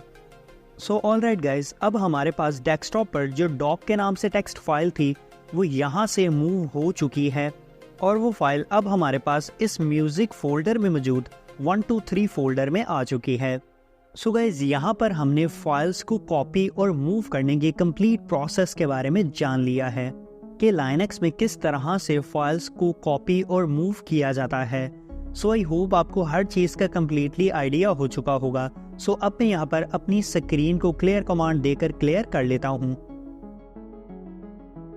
सो गाइज, अभी तक हमने यहाँ पर फाइल्स को कॉपी और मूव किया है। सो अब हम यहाँ पर डिफरेंट किस्म के फोल्डर्स को भी कॉपी और मूव करके देख लेते हैं। सो यहाँ पर सबसे पहले मैं ls कमांड एंटर करता हूँ। सो यहाँ पर मेरे पास डेस्कटॉप पर abc के नाम से एक फ़ोल्डर मौजूद है। सो यहाँ पर मैं एक और न्यू फ़ोल्डर बना लेता हूँ। सो यहाँ पर मैं mkdir यानी कि मेक डायरेक्टरी की कमांड देता हूँ और यहाँ पर मैं फ़ोल्डर का नेम 789 रख रहा हूँ। सो अब यहाँ पर मेरे पास 789 के नाम से एक न्यू फ़ोल्डर डेस्कटॉप पर बन चुका है। अब अगर मैं यहाँ पर ls की कमांड एंटर करता हूँ तो आप यहाँ पर चेक कर सकते हैं कि मेरे डेस्कटॉप पर दो न्यू फ़ोल्डर्स मौजूद हैं, एक 789 और दूसरा abc। सो गाइज़, अब हम यहाँ पर इस abc वाले फ़ोल्डर को इस 789 वाले फ़ोल्डर में कॉपी करेंगे। सो ऑलराइट गाइज़, अब ये दोनों फ़ोल्डर्स ही हमारे पास डेस्कटॉप पर मौजूद हैं। सो अब मैं यहाँ पर cp यानी कि कॉपी की कमांड दूंगा। इसके बाद फ़ोल्डर के साथ उसके कंटेंट को भी कॉपी करने के लिए -r फ्लैग का यूज़ करूँगा। सो गाइज़, आप जब भी किसी फ़ोल्डर को कॉपी करेंगे तो आप cp के साथ -r के फ्लैग का लाजमी से यूज़ करेंगे। इसके बाद नेक्स्ट हम सिंपल यहाँ पर वो पाथ देंगे जहाँ से हमने फ़ोल्डर को कॉपी करना है और इसके बाद देन स्पेस और फिर हम वो पाथ देंगे जहाँ पर हमने फ़ोल्डर को पेस्ट करवाना है। तो यहाँ पर हम डेस्कटॉप से abc फ़ोल्डर को कॉपी कर रहे हैं और इसे डेस्कटॉप पर ही मौजूद एक 789 फ़ोल्डर में पेस्ट करवा रहे हैं। सो गाइज़, यहाँ पर आप कंप्लीट कमांड चेक कर सकते हैं। सबसे पहले cp यानी कि कॉपी की कमांड, देन -r फ्लैग और इसके बाद वो पाथ जहाँ से हमने इस फ़ोल्डर को कॉपी किया है और लास्ट पे वो पाथ जहाँ हम इस फ़ोल्डर को पेस्ट करवाने वाले हैं। सो हमारा ये फ़ोल्डर कॉपी हो चुका है। अब अगर यहाँ पर मैं ls कमांड के साथ -R का फ्लैग यूज़ करता हूँ और यहाँ पर फ़ोल्डर्स के कंटेंट को चेक करता हूँ, सो गाइज़ आप यहाँ पर चेक कर सकते हैं कि डेस्कटॉप पर हमारे पास दो फ़ोल्डर्स मौजूद थे, 789 और abc। अब यहाँ पर जो 789 वाला फ़ोल्डर है उसमें हमारा ये abc वाला फ़ोल्डर कॉपी हो चुका है। सो अगर हम इसे फ़िज़िकली भी अपने डेस्कटॉप पर जाकर चेक करते हैं, सो आप यहाँ पर चेक कर सकते हैं कि 789 वाले फ़ोल्डर में हमारा ये abc वाला फ़ोल्डर कॉपी हो चुका है। और इसके अलावा अगर abc वाले फ़ोल्डर को ओपन करते हैं तो इसमें जो भी कंटेंट मौजूद था वो भी साथ ही कॉपी हुआ है। सो ऑलराइट गाइज़, अब हम यहाँ पर मज़ीद एक फ़ोल्डर को कॉपी और मूव करके देख लेते हैं। सो अभी मैं यहाँ पर सबसे पहले अपनी स्क्रीन को क्लियर कमांड देकर क्लियर कर लेता हूँ। सो गाइज़, अब हम यहाँ पर अपने होम के फ़ोल्डर्स में से किसी फ़ोल्डर को कॉपी करके डेस्कटॉप पर पेस्ट करेंगे। सो यहाँ पर अगर मैं अपने फ़ोल्डर्स को ओपन करता हूँ, सो यहाँ पर मेरे पास डाउनलोड फ़ोल्डर में XYZ के नाम से एक फ़ोल्डर मौजूद है। सो मैं इस फ़ोल्डर को यहाँ से मूव करूँगा और अपने डेस्कटॉप पर पेस्ट करवाऊँगा। सो यहाँ पर फ़ोल्डर को मूव करने के लिए हम MV यानी कि मूव कमांड का यूज़ करेंगे। देन उसके बाद वो पाथ एंटर करेंगे जहाँ से हमने फ़ोल्डर को कॉपी करना है। तो यहाँ पर हमारा पाथ डाउनलोड है, तो यहाँ पर मैं डाउनलोड्स लिख लूँगा। इसके बाद यहाँ पर स्लैश और फिर उस फोल्डर का नेम जिसे मैंने कॉपी करना है, तो यहाँ फ़ोल्डर का नेम XYZ है। इसके बाद देन मैं स्पेस दूँगा और फिर मैं वो पाथ बताऊँगा जहाँ मुझे इस फ़ोल्डर को पेस्ट करवाना है। तो यहाँ पर मैं डेस्कटॉप पर इस फ़ोल्डर को मूव करने वाला हूँ। सो गाइज़ यहाँ पर सिंपली फ़र्स्ट ऑफ़ ऑल हमने MV यानी कि मूव की कमांड एंटर की। देन हमने डाउनलोड से फ़ोल्डर को कॉपी किया और फिर हमने उस फ़ोल्डर को डेस्कटॉप पर मूव करवा दिया। सो गाइज़ यहाँ पर अब मैं एंटर हिट करता हूँ तो ये कमांड रन हो चुकी है और अब मेरे डेस्कटॉप पर XYZ के नाम से एक न्यू फ़ोल्डर आ चुका है। और अगर हम अपने डाउनलोड के फ़ोल्डर में जाकर अगेन से इस फ़ोल्डर को चेक करते हैं तो यहाँ से वो फ़ोल्डर मूव हो चुका है और यहाँ पर मेरे डेस्कटॉप पर अब 3 फ़ोल्डर्स आ चुके हैं। सो यहाँ पर अगर मैं अपने टर्मिनल में जाता हूँ और यहाँ LS लिखता हूँ तो आप यहाँ पर चेक कर सकते हैं कि मेरे पास अब डेस्कटॉप पर 3 फ़ोल्डर्स मौजूद हैं। सो ऑलराइट, अब मैं इन तीनों फ़ोल्डर्स को अपने डेस्कटॉप से रिमूव कर लेता हूँ। तो यहाँ पर इन फ़ोल्डर्स में क्योंकि कंटेंट भी मौजूद है तो इसलिए यहाँ पर मैं RM यानी कि रिमूव की कमांड, देन -r और इसके बाद इन तीनों फ़ोल्डर्स के नेम यहाँ पर लिख देता हूँ। तो मैं इन तीनों फ़ोल्डर्स को एक ही बार में डेस्कटॉप से डिलीट कर रहा हूँ। सो ये तीनों फ़ोल्डर्स मेरे डेस्कटॉप से डिलीट हो चुके हैं। सो आई होप गाइज आपको फ़ोल्डर्स को भी कॉपी और मूव करने के प्रोसेस का आइडिया हो चुका होगा। सो गाइज अब हम ये डिस्कस कर लेते हैं कि हमने आज की इस वीडियो में क्या क्या कुछ सीखा है। So guys first of all हमने कमांड के बारे में जाना कि एक कमांड क्या चीज़ होती है, और देन हमने टर्मिनल के बारे में जाना कि टर्मिनल क्या होता है और लाइनक्स में इसका क्या यूज़ है। इसके बाद गाइज हमने लाइनक्स में मशीन नेम और यूज़र नेम के बारे में जाना और हमने ये जाना कि किस तरह से लाइनक्स में अपना यूज़र नेम और मशीन नेम चेक किया जाता है, जिसके लिए हमने whoami और होस्ट नेम की कमांड का यूज़ किया था। और देन गाइज हमने कर्नल के बारे में जाना कि कर्नल क्या होता है, किस तरह से अपनी मशीन का कर्नल चेक किया जाता है, और इसके लिए हमने uname की कमांड का यूज़ किया था जिसमें हमने 2 फ्लैग्स -r और -a का भी यूज़ किया था। और देन फिर हमने क्लियर कमांड के बारे में जाना था कि क्लियर कमांड किस लिए यूज़ की जाती है। इसके बाद गाइज हमने अपनी काली लाइनक्स मशीन के सेट किए गए पासवर्ड को टर्मिनल के थ्रू चेंज करने के बारे में जाना था जिसमें हमने passwd की कमांड का यूज़ किया था। इसके बाद गाइज हमने कुछ नेटवर्किंग कमांड्स को स्टडी किया था जिनमें हमने ifconfig और ping कमांड को देखा था। इसके बाद गाइज हमने अपनी काली लाइनक्स मशीन को अपडेट और अपग्रेड करने के प्रोसेस के बारे में जाना था जिसमें हमने रूट यूज़र और प्रिविलेज यूज़र दोनों मेथड्स के थ्रू अपनी मशीन को अपडेट और अपग्रेड करने के प्रोसेस को देखा था। इसके बाद गाइस हमने लाइनक्स की कुछ बेसिक कमांड्स को स्टडी किया जिनमें हमने pwd यानी कि प्रेजेंट वर्किंग डायरेक्टरी की कमांड को स्टडी किया। देन हमने ls यानी कि लिस्ट कमांड को जाना और इसके बाद हमने फ्लैग्स को स्टडी किया कि फ्लैग्स क्या होते हैं, लाइनक्स में ये किस तरह से यूज़ किए जाते हैं। और देन हमने ls कमांड के साथ डिफरेंट किस्म के फ्लैग्स को प्रैक्टिकली स्टडी किया। इसके बाद हमने ये जाना था कि अगर हमें लाइनक्स में किसी कमांड की इंफॉर्मेशन चाहिए हो तो ये हम किस तरह से हासिल कर सकते हैं, जिसमें हमने इन्फो, मैन और लास्ट पे हेल्प कमांड को स्टडी किया था।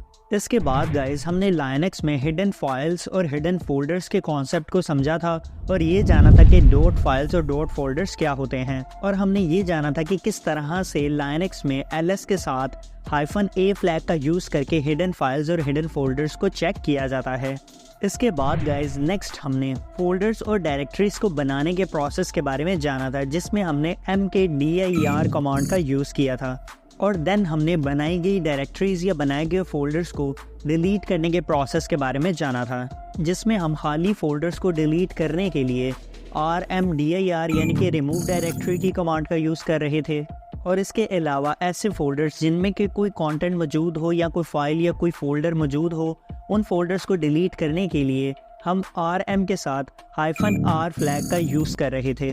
इसके बाद गाइज नेक्स्ट फिर हमने अपनी प्रेजेंट वर्किंग डायरेक्टरी को चेंज करना सीखा था जिसके लिए हमने cd यानी कि चेंज डायरेक्टरी की कमांड का यूज़ किया था। और हमने ये जाना था कि डायरेक्टरीज में किस तरह से आगे पीछे मूव किया जाता है। और चेंज डायरेक्टरी कमांड में ही हमने ये जाना था कि अगर एक फोल्डर बैक आना हो तो हम ये किस तरह से कर सकते हैं और cd डबल डॉट कमांड किस तरह से यूज़ की जाती है। देन गाइज हमने हिडन फोल्डर्स बनाने के मेथड्स को देखा था कि किस तरह से हिडन फोल्डर्स बनाए जाते हैं और ऑलरेडी जो फोल्डर्स बने हुए हैं उन्हें किस तरह से हाइड किया जाता है, जिसमें कि हम फोल्डर और फाइल के स्टार्ट में डॉट लगा देते थे। इसके बाद हमने हिडन फोल्डर्स को अनहाइड करने के प्रोसेस के बारे में जाना था और यहीं पर हमने ये जाना था कि फोल्डर्स का नेम किस तरह से चेंज किया जाता है और फोल्डर्स का नेम चेंज करने के लिए हमने mv कमांड का यूज़ किया था। इसके बाद गाइज नेक्स्ट हमने फाइल बनाने के प्रोसेस को स्टडी किया था और फाइल्स बनाने के लिए हमने टच कमांड का यूज़ किया था। देन हमने यहाँ पर यह भी जाना था कि फाइल में मौजूद टेक्स्ट कंटेंट को किस तरह से देखा जाता है, जिसके लिए हमने कैट कमांड का यूज़ किया था। और इसके बाद हमने लाइनक्स में टेक्स्ट फाइल को एडिट करने के प्रोसेस के बारे में भी जाना था, जिसमें हमने अपने टर्मिनल में नैनो टेक्स्ट एडिटर के पैकेज को इंस्टॉल किया था और देन नैनो का यूज़ करते हुए हमने डिफरेंट किस्म की टेक्स्ट फाइल को एडिट किया था। इसके बाद गाइज नेक्स्ट हमने फाइल्स को हाइड और अनहाइड करने के प्रोसेस के बारे में जाना था और इसमें भी हमने डॉट फाइल के कॉन्सेप्ट को यूज़ करते हुए फाइल्स को हाइड और अनहाइड किया था। इसके बाद फिर हमने हिस्ट्री कमांड को देखा था कि हिस्ट्री कमांड किस लिए यूज़ की जाती है और किस तरह से हम अपने टर्मिनल में इंटर की गई कमांड्स की हिस्ट्री को डिलीट कर सकते हैं, जिसमें हमने .zsh हिस्ट्री फाइल को डिलीट किया था। और इसके बाद गाइज लास्ट पे हमने फोल्डर्स को कॉपी पेस्ट और मूव करने के प्रोसेस के बारे में जाना था। सो गाइज ये थे वो तमाम टॉपिक्स जो कि हमने आज की इस लाइनक्स की वीडियो में कवर अप कर लिए हैं एंड आई होप गाइज कि अब आपको काली लाइनक्स में टर्मिनल का यूज़ आ चुका होगा। अगर आपने ये चैनल अभी तक सब्सक्राइब नहीं किया था तो चैनल को सब्सक्राइब लाजमी से करिएगा। और नेक्स्ट आने वाली वीडियोस में हम लाइनक्स में फाइल परमिशंस के बारे में डीपली स्टडी करेंगे। So take care and good bye.